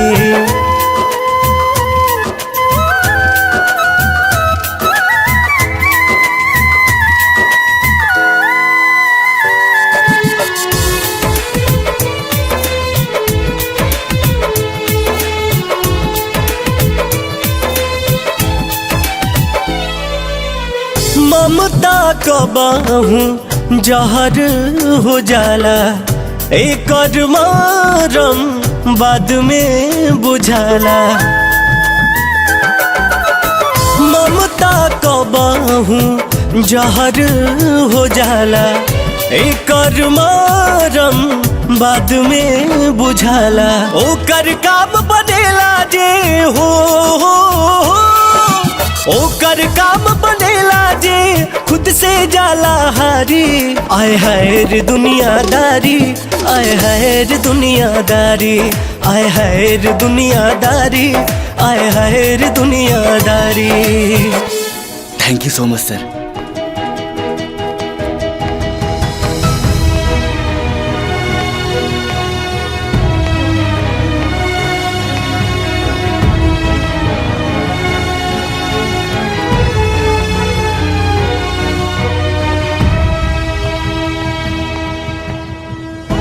ले बेटा मिठाई खो। बबीता देवी का समझ लिया कि हमारा बेटा के नौकरी छीन लिए तो हम दी के मर जाए जा। अरे भगवान सबके खातिर बाड़े, देखा तारे मिल गई ना नौकरी। वो औरत के घमंड टूटल बहुत जरूरी बा माई। बेटा अरे जब घमंड रावण का ना रहे ये तो इंसान भी आ। अरे ये दुष्ट के ई ना पता है कि अपनी ये बेटी का घर बर्बाद करता ने। ये में बहू का कौन दोष है? बेचारी नाहक ही फिसाती है। हाँ बेटा, गांव के लोग जब दुल्हन के बारे में पूछेला तो हमरा बड़ा लाज लागेला। हम का कही, हमरा कुछ समझ में ना आवेला। वो बुढ़िया करम जली हमरा घर के खुशी छीन लेलस, हमर परिवार बिखर रहल बा।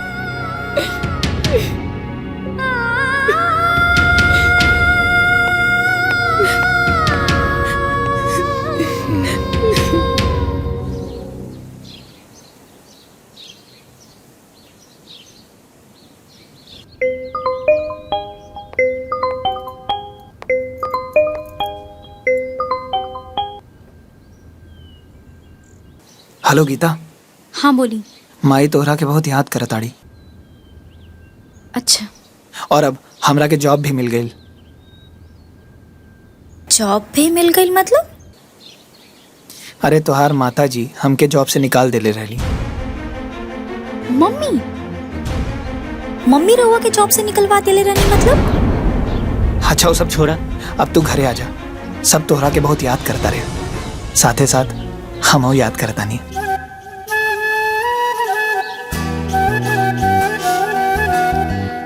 देखी। हेलो,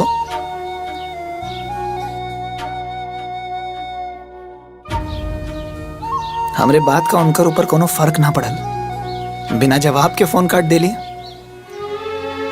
दोनों माई बेटी एक ही माटी के बनल बिया।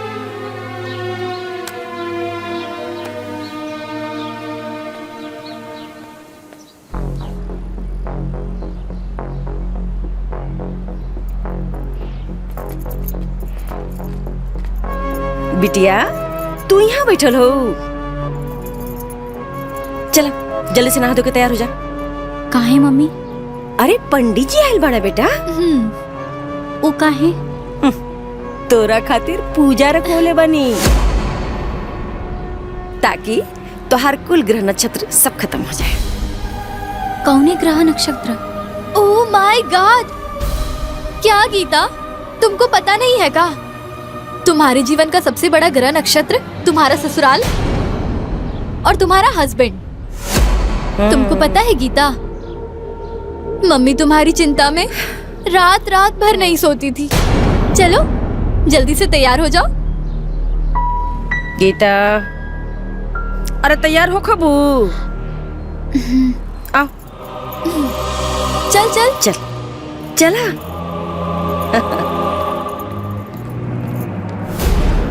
जजमान, बिटिया के पतिदेव को बुलाइए। शादी के बाद किसी भी पूजा अनुष्ठान में पति पत्नी को एक साथ में होना चाहिए।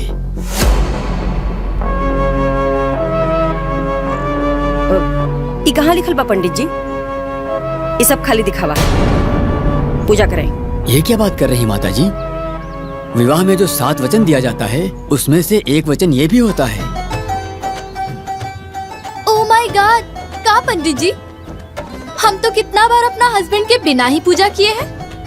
काजी? हाँ जी, सही बात पंडित जी। करने के लिए लोग तो करते हैं, लेकिन मैंने तो शास्त्रों की बात बताई है। महाराज, ये बात ये लोगों के समझ में ना आई। और पूजा कराएं। देखिए, पति को परमेश्वर कहा गया है।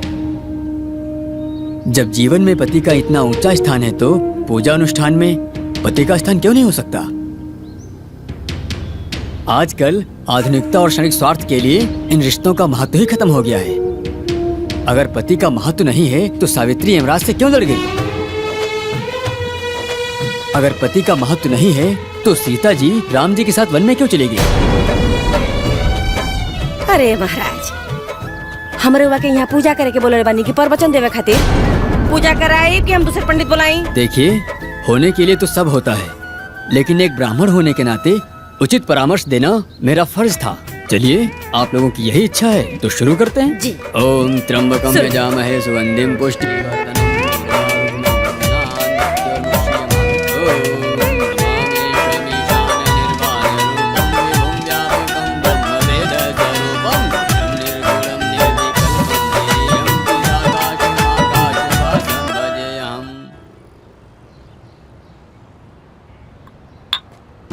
Happy anniversary sweetheart. Oh my God, मुझे तो याद ही नहीं था कि आज मेरी एनिवर्सरी है।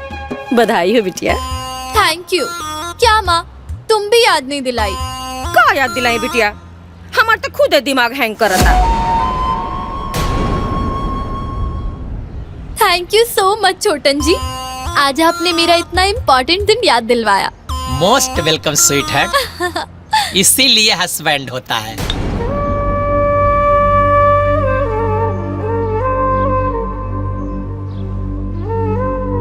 अच्छा गीता, तो तोहार एनिवर्सरी कब आवेला?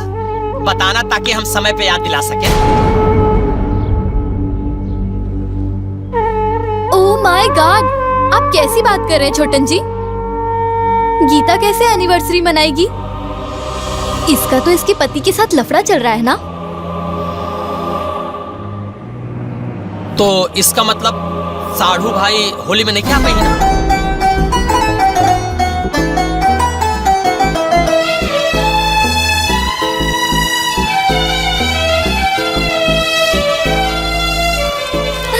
कितना सुंदर है ना।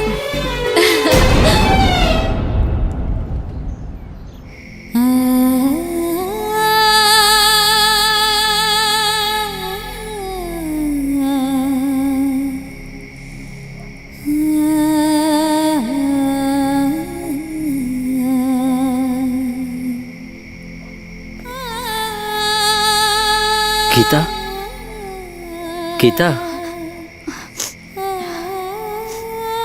हम तुझसे कुछ बात करे चाहता नहीं बिटिया। देखा बिटिया,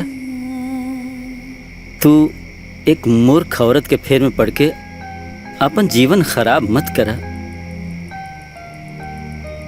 कैसे कि शादी के बाद बेटी के घर मायका ना ससुराल होला। तोहार माई जवन अपना पति के वैल्यू ना कर सकली, वो तोहार पति के वैल्यू कबो ना कर सकेली। अब अनीता तो बेवकूफ ही है। तू बेवकूफी मत करा बेटा। शादी दो संस्कार, दो परिवारन का बंधन होला। दो परिवार के सहयोग से निभावल जाला। तोहर पति, तोहर ससुराल ही तोहर सब कुछ है बेटी। बात के समझे की कोशिश करा। हम तोहर बाप हई। हमरो तोहरा से बहुत प्यार बा बेटा। तोहरा खुशी के परवाह बा हमें। जीवन के चिंता बा। तू अपन बुद्धि विवेक से सोचा। बस हमारी यह सलाह बा। ऐसे ही केहू से जुड़े ना। हौसला रख बेटा, हौसला रख। कुछ लिख ले बड़े हौसला रख। बिना रे पिया के सब शोभे न सिंगारवा। जाए दे हमरा के सजना दुअरवा। गीता बिटिया, यहाँ का कर तू बैठ के अकेले? कुछ ना मम्मी। चला खाना खा ला। चला आजा।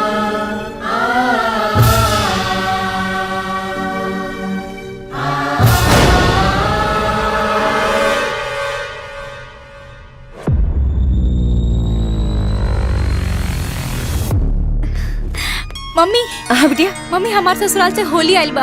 हाँ मम्मी। होली? हाँ। ओ लोगन का हिम्मत कैसे पड़ल यहाँ होली भेजे का? और इतनी औकात कि हमारा यहाँ होली भेजे हैं? देखा था नहीं। अरे सुना था। प्रणाम। छुटकी दुल्हन की खातिर सामान आइल बा। उठाई सामान, उठाई उठाई सामान। ये कहा करता रू? लोगों देखे क्या करता नहीं? क्या पापा, आप तो मम्मी की कोई बात मानते ही नहीं है।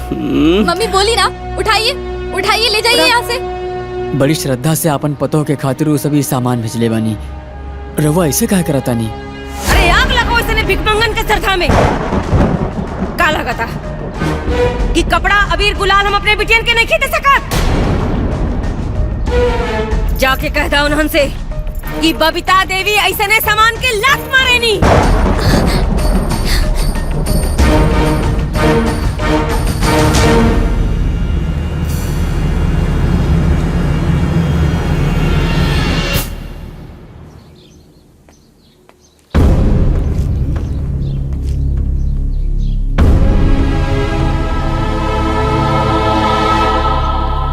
आखिर वो अपने के समझत का बाड़ी हैं?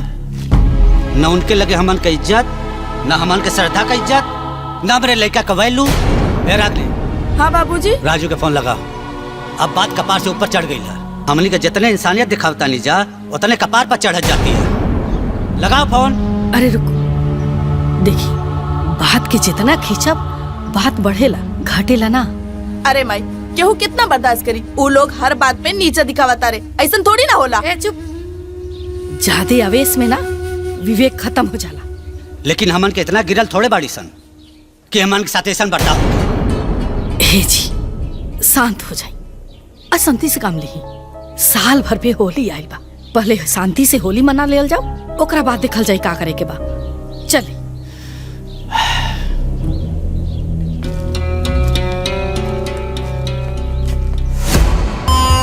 नहीं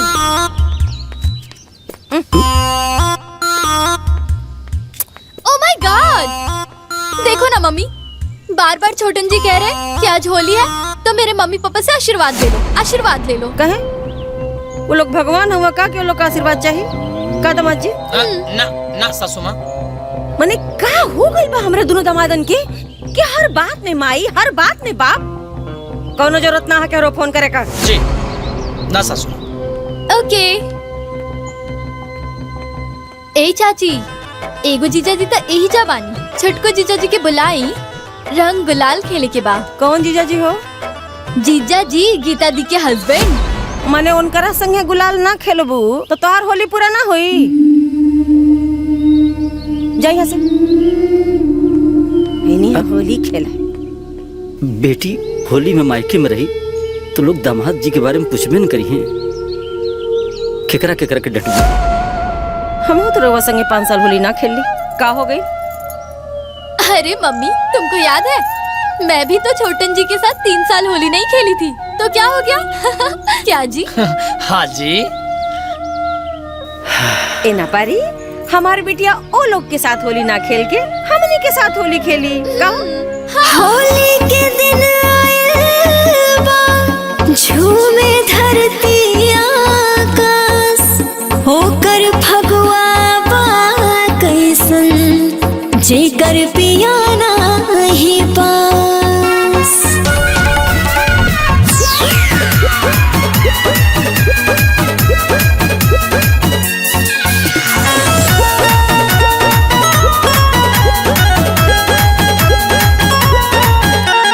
होलिया में छछा नता जियवा हो, पीवा पड़े नाही पंजरा,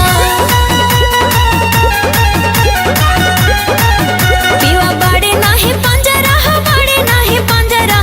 फगुआ खेलेली कुलतिरियावा हो, खूबे लूटा तारी लहरा।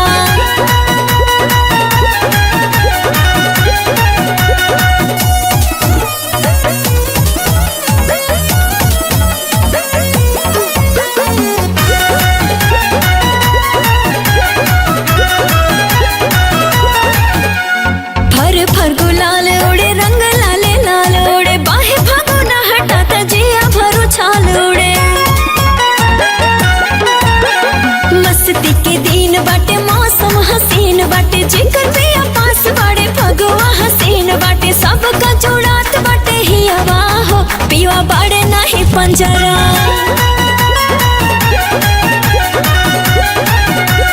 होलिया में छछा नता जियवा हो, पिया बाड़े नाही पंजरा।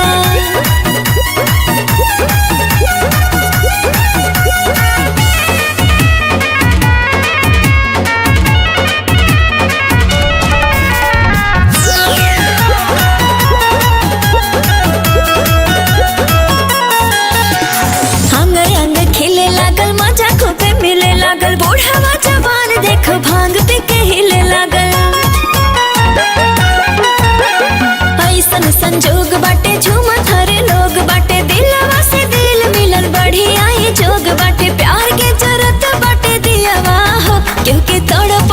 पियावा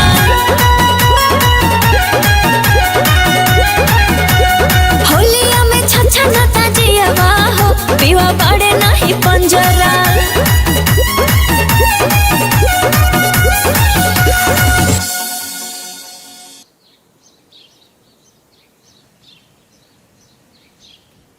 हाँ माई प्रणाम। खुश रहा बेटा। और होली ढंग से बीत गई? घर में ना बेटा ना पतो का होली ढंग से बीती। ए बेटा तारा आजकल दुल्हन से बात होता कि ना? ना माई, जब उनकर फोन नहीं खियावत तो हम काय करी? तोहार लोगन से बात होत हो का? ना बेटा। हमके तो समझ में ही नहीं खियावत कि ई झगड़ा का अंत कैसे हुई।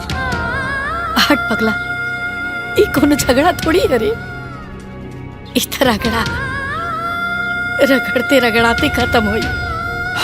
इससे ज्यादा ना सोचेंगे।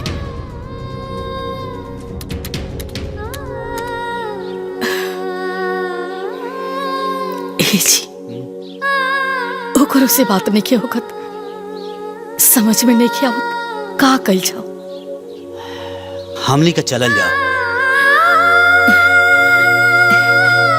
ठीक कहा था नहीं रहुआ।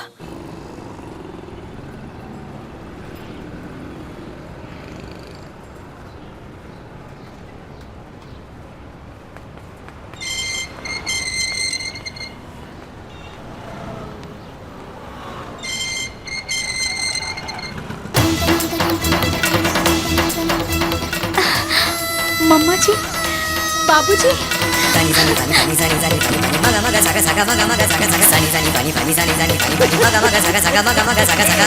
पाँच लाख 5,0595 का हार गिफ्ट कैले ही होली पर।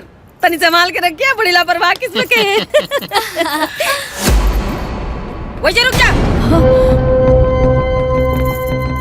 रउआ लोगन के हमरा औकात में और अपना औकात में कोनो अंतर लौकेला कि ना? माने कि हम पागल रहनी है कि जौन रउआ के घरे में अपने बिटिया के बियाह के लिए बनी, या हमार मती मारल रहा कि जौन एगो बेरोजगार लड़का के उठा के अपन दामाद बना लेनी। ई सब हम अपने बिटिया के ऐश और आराम खातिर कैले रहनी है, रउआ लोगन के सुख और आराम खातिर नहीं भाई। ए सुना, सुनावा। बात आराम से भी तो हो सकेला ना। इस सब के लिए चला बैठावा, नाश्ता पानी करावा, फिर बात हुई ना। कि वो अपना रिश्तेदार से ऐसे व्यवहार करेला का? रिश्तेदार? कहाँ का रिश्तेदार? कैसा रिश्तेदार? हमरा के समधा समधी से कुछ लेना देना नहीं खे। हमरा के अपना बिटिया से लेना देना बा बस। देखिए समधी जी, ई कहा सुनी से ना रहुआ बेटी के जिंदगी बर्बाद हुई। जबले हम जिए तनी ना, हमरा बेटी के जिंदगी बर्बाद ना हुई। राउर बेटा के जिंदगी बर्बाद हुई। रउआ गलत सोचता नहीं। अच्छा तो सही कैसे सोचल जी, इहो बता दी ना कि एगो माई से बढ़ के बिटिया के हित खातिर, सुख खातिर के सोच सकेला? रुआ बताई।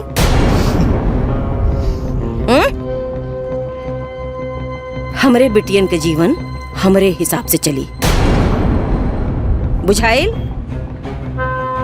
देख बड़की बिटिया खड़ी, आई बड़का दामाद लखनऊ में घर बनता और गोरखपुर में जमीन किना गई, बुझाइल? वैसे ही छोटकी ओ बिटिया खातिर सोचले बनी।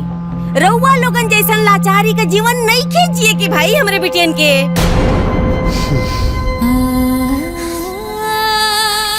समझी जी, रहुआ बात समझे की कोशिश करी। अरे बेटा पतो तो एक ही हो सन, हमने के रिश्तेदार एक ही हो खब जा, लेकिन ये आपस में बेमनस्य और रुखापन से कोनो फायदा बा? ओह मिस्टेक तो हो गई, हमरा से मिस्टेक हो गई कि तू लोगन के हम अपने रिश्तेदारन के लिस्ट में शामिल के देनी।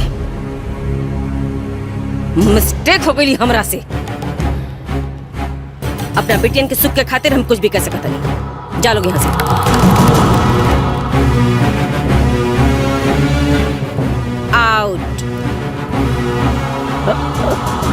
Get out.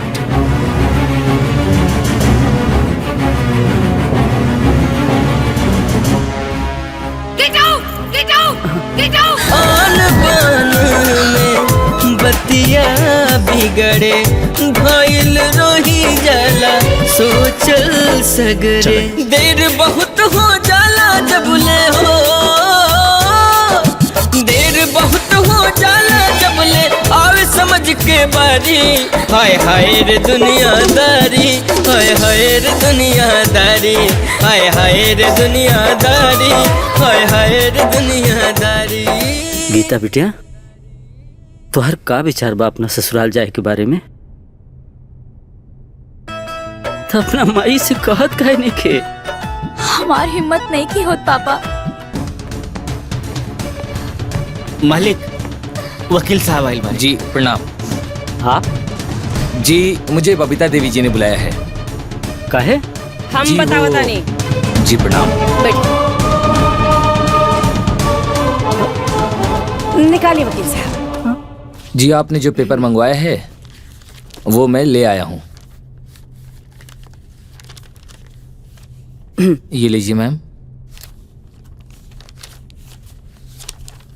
ला बिटिया, पेपर पे साइन के दा।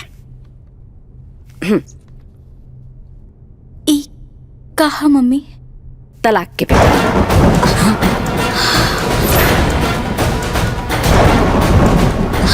तलाक के पेपर? काहे? काहे से कि हमरा अपना बेटी के उस स्वार्थी परिवार से छुटकारा दिला के बढ़िया घरे घर बसावे के बा। साइन कर बिटिया। ना मम्मी। ओह माय गॉड! क्या गीता, मम्मी तुम्हारी भलाई के लिए ही बोल रही है। चलो साइन करो। गीता, हमारी बात ना मनबू?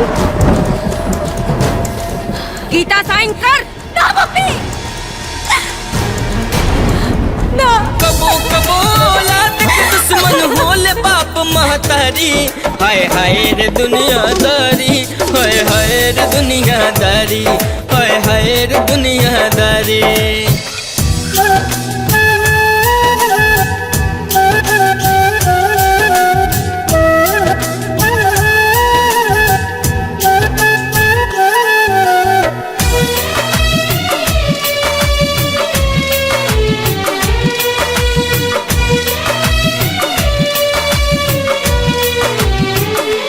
सैया निमन चाहे बाउर बा मंजूर माई।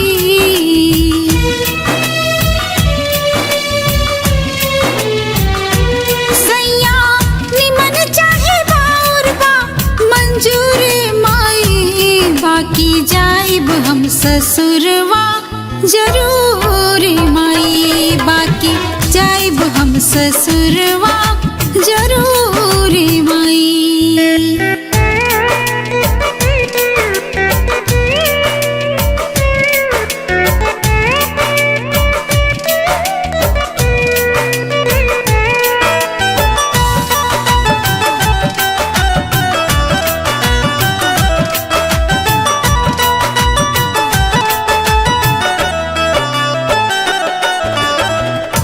ऐसे ही केहू से माई जुड़े ना ही नाता।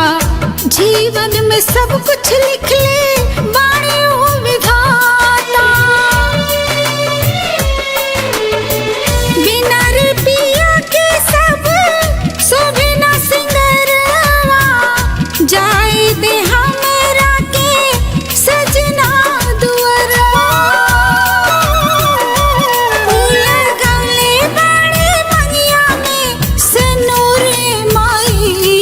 बाकी जाइब हम ससुरवा जरूर माई। बाकी जाइब हम ससुरवा जरूर माई।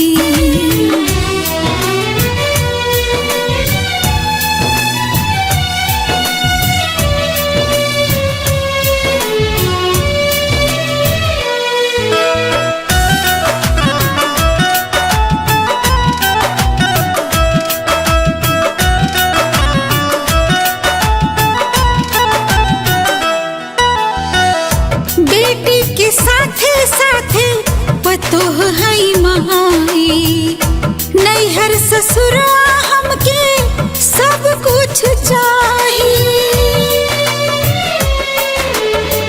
सास ससुर की सेवा हमरो तो फर्ज बा, नैहर के साथे साथे ससुरा के करजवा। मत कर हमरा के तनिको मजबूरी माई, बाकी जाइब हम ससुरवा जरूर माई, बाकी जाइब हम ससुरवा जरूर माई।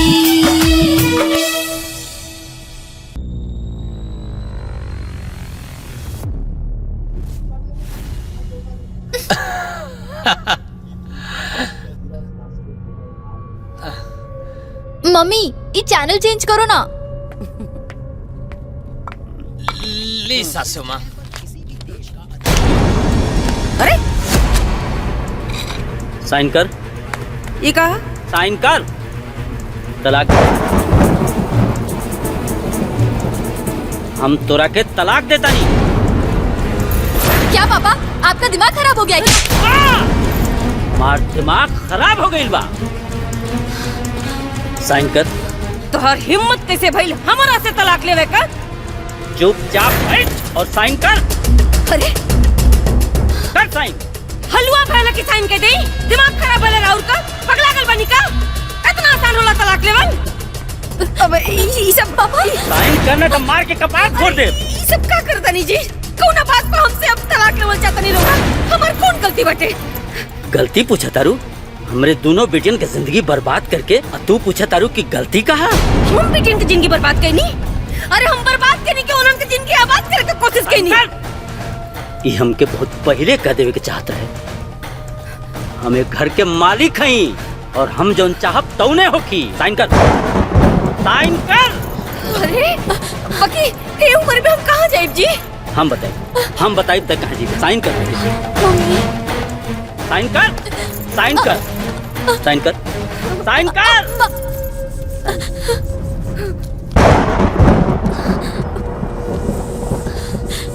चल तो के बताओ तनी कहाँ जेबे तू? चल चल चल हम तो असली जगह बता देनी। पापा छोड़ दी ना पापा मम्मी के। ना बेटा मत करी पापा। ना बेटा ये औरत पागल हो गई बा। पागल औरत के हमरा घर में कौनो जगह नहीं के। और पागलपन की वजह से हमारा पूरा परिवार बर्बाद हो गई। चल ना पापा सुनी ना हमारी बात सुनी। रोको सुनी कहने के हमारी बात सुनी। अबे हम का के लिए बनी कि हम के इतना बड़। अब तू ये घर में 1 मिनट ना रह सके तू। बाबूजी चल निकल हमरा ना गीता ना ना। हर माँ अपने औलाद के जीवन सजावेले, फिर तहरा नियर दुष्ट महतारी अपना औलाद के जीवन बर्बाद कर देले। जे दूसरा के घर उजाड़ेला ना एक दिन ओकर घर भी उजड़ जाला। आज से हमार तोहार रिश्ता खत्म। जिस बात सुनी खबरदार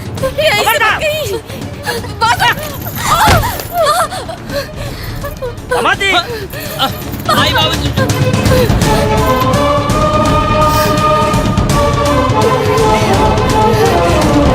जी जी ससुर जी। जी पापा। बोली अपना घर कब जाइब और जाइब कि ना? ससुर जी हमता सासू माँ और रहुआ बेटी के दबाव में आके यहाँ रहता नहीं ना के अपन घर परिवार माई बाबू के छोड़ के यहाँ रह के चाहिए। ससुर जी बताइए ये मेरे और मेरे माँ के ऊपर इल्जाम लगा रहे हैं। वैसे भी आपका परिवार कुछ कम है क्या? इनकी माँ 1 नंबर की झगड़ालू और इनके बाबूजी 1 नंबर के स्वार्थी। इनका तो पूरा का पूरा परिवार ही गलत है। मैं तो सिर्फ निकम्मी माँ की चमची स्वार्थी औरत हमरा के हमरा घर परिवार वालों से अलग कर देले। वो बेचारे कुछ भी न बोले फिर भी आज वो गलत माने। ओह माय गॉड, आपने मुझे निकम्मी कहा, स्वार्थी कहा, यहाँ तक कि मेरी माँ की चमची भी कहा। हम तोरा के निकम्मी बोल लिया। एक भी शब्द अगर हमरा परिवार के बारे में गलत बोलू ना ससुर जी तो सासू माँ के तलाक से अलग कर देले बाड़े। हम तो बिना तलाक के तोहरा के ले जाके बीच नदी में गला दबा के मार डाला। अरे हमरा के तू नामर्द बना के रख ले रहलू हा। हम था आपन जवान की खातिर बंद रख लिया कि घर में शांति बनल रहे। कितना टॉर्चर सह लिया, इतना जलील बह लिया, फिर भी हमार दिल जाना था दिल। बस दामाद जी जाइए अपना घर परिवार के लेके आइए। जी ससुर जी। गीता। जी पापा। अपना ससुर से बात कराओ बेटा, फोन लगा के। जी पापा।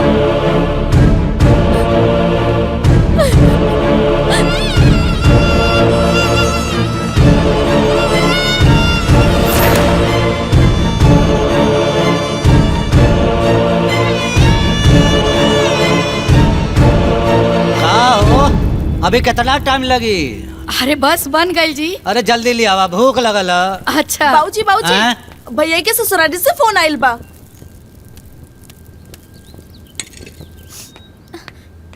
पापा ली बाबूजी। हेलो। हेलो। प्रणाम प्रणाम। समधी जी प्रणाम। समधी जी शायद हमरा के फोन करे में कुछ देर हो गई, बाकी अब सब दुरुस्त हो गई बा। हमारा द्वार पे रउआ सभी के साथ जौन बर्ताव भइल ओकरा खातिर हम माफी मांगे चाहतानी। सबके आमंत्रित करतानी कि आके अपन बहू के विदाई करा ले जाए। राजू बाबू के अपना साथ जरूर लिया। जी हमनी के जरूर आ जा। हाँ समधी जी हमनी के जरूर आ जा। जी जी।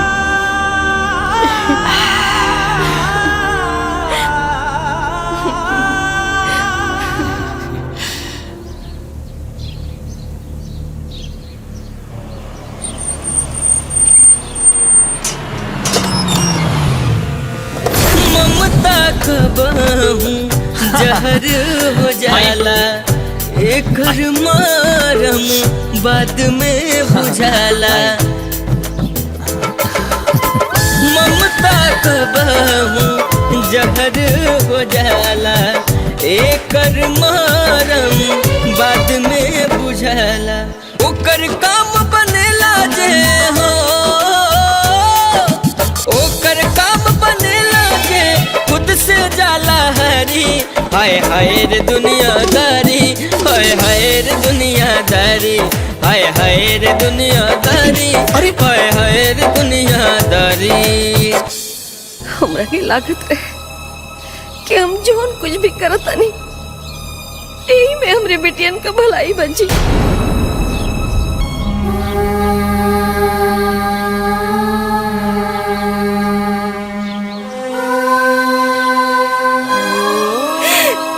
बाकी हम गलत रहनी जी। हम ही ना समझ पाऊनी कि ब्याह के बाद बिटियन पर ओकरे ससुराल का हक होला, ओकरे पति का हक होला।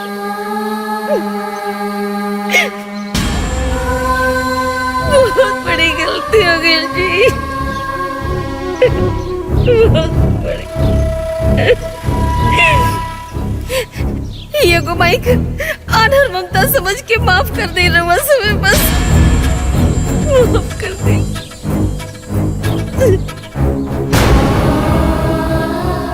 ओ मैं हमारी बेटी का कोनो गलती ना, वो लोगन के सजा मत दे, जोन भी सजा देवे के हमरा के दे, बेटियन के नहीं।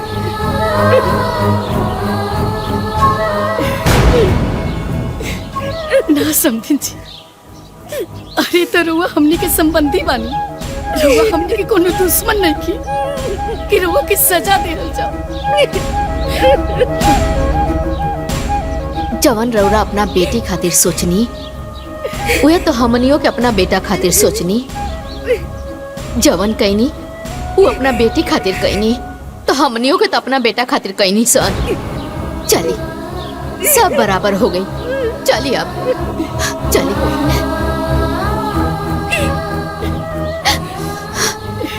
आवाज चल, तू ना रहू तो ये लोगन के स्वागत सत्कार के करी,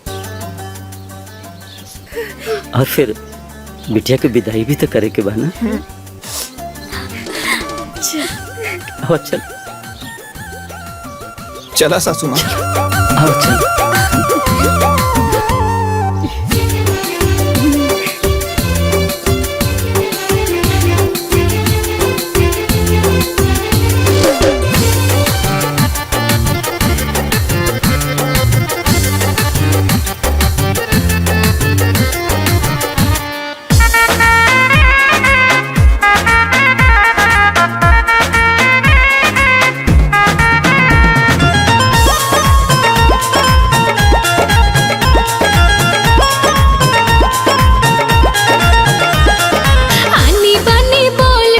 ससुरा के हाई है मोल, देखे में तो बड़ा सुहावन लागे लाई दूर के ढोल।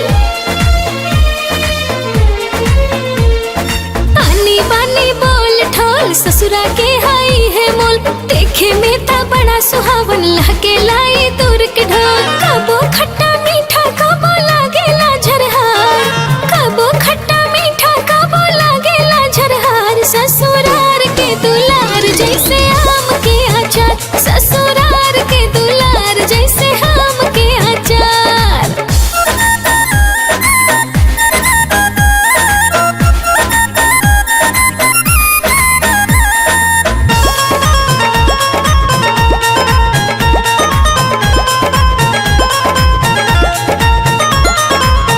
झगड़ा होला रगड़ा होला, सब लोग रूसला, बाकी ऐसन रिश्ता कबहू ना छूटेला।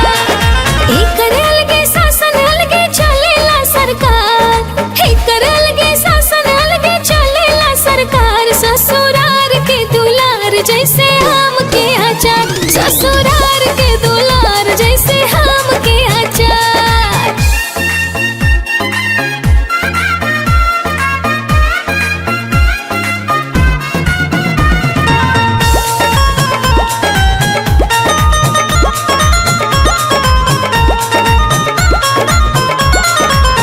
आज लेके हूँ ना समझली रिश्ता के गहराई, रहेला सबके साथे साथे बन के परछाई।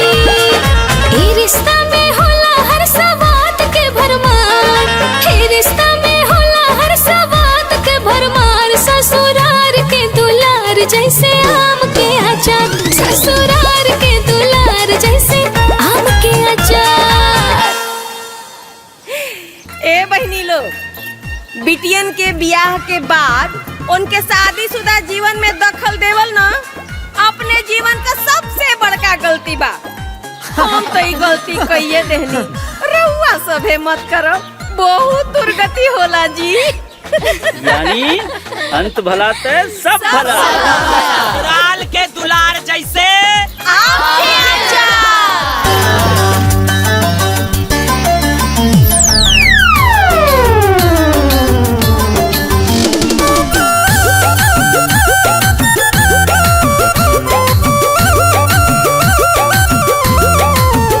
चूड़ी खन के लागल, गजरा महके लागल, बस में जियरा ना बा, गजरा बहके लागल। चूड़ी खन के लागल, गजरा महके लागल, बस में जियरा ना बा, गजरा बहके लागल। अब ये दिलवा रहेला मगन, तोहरे नैया के लागल लगन, कि जब से मिलना तो हमके सजन। तोहरे नैया के लागल लगन, कि जब से मिलना तो हमके सजन।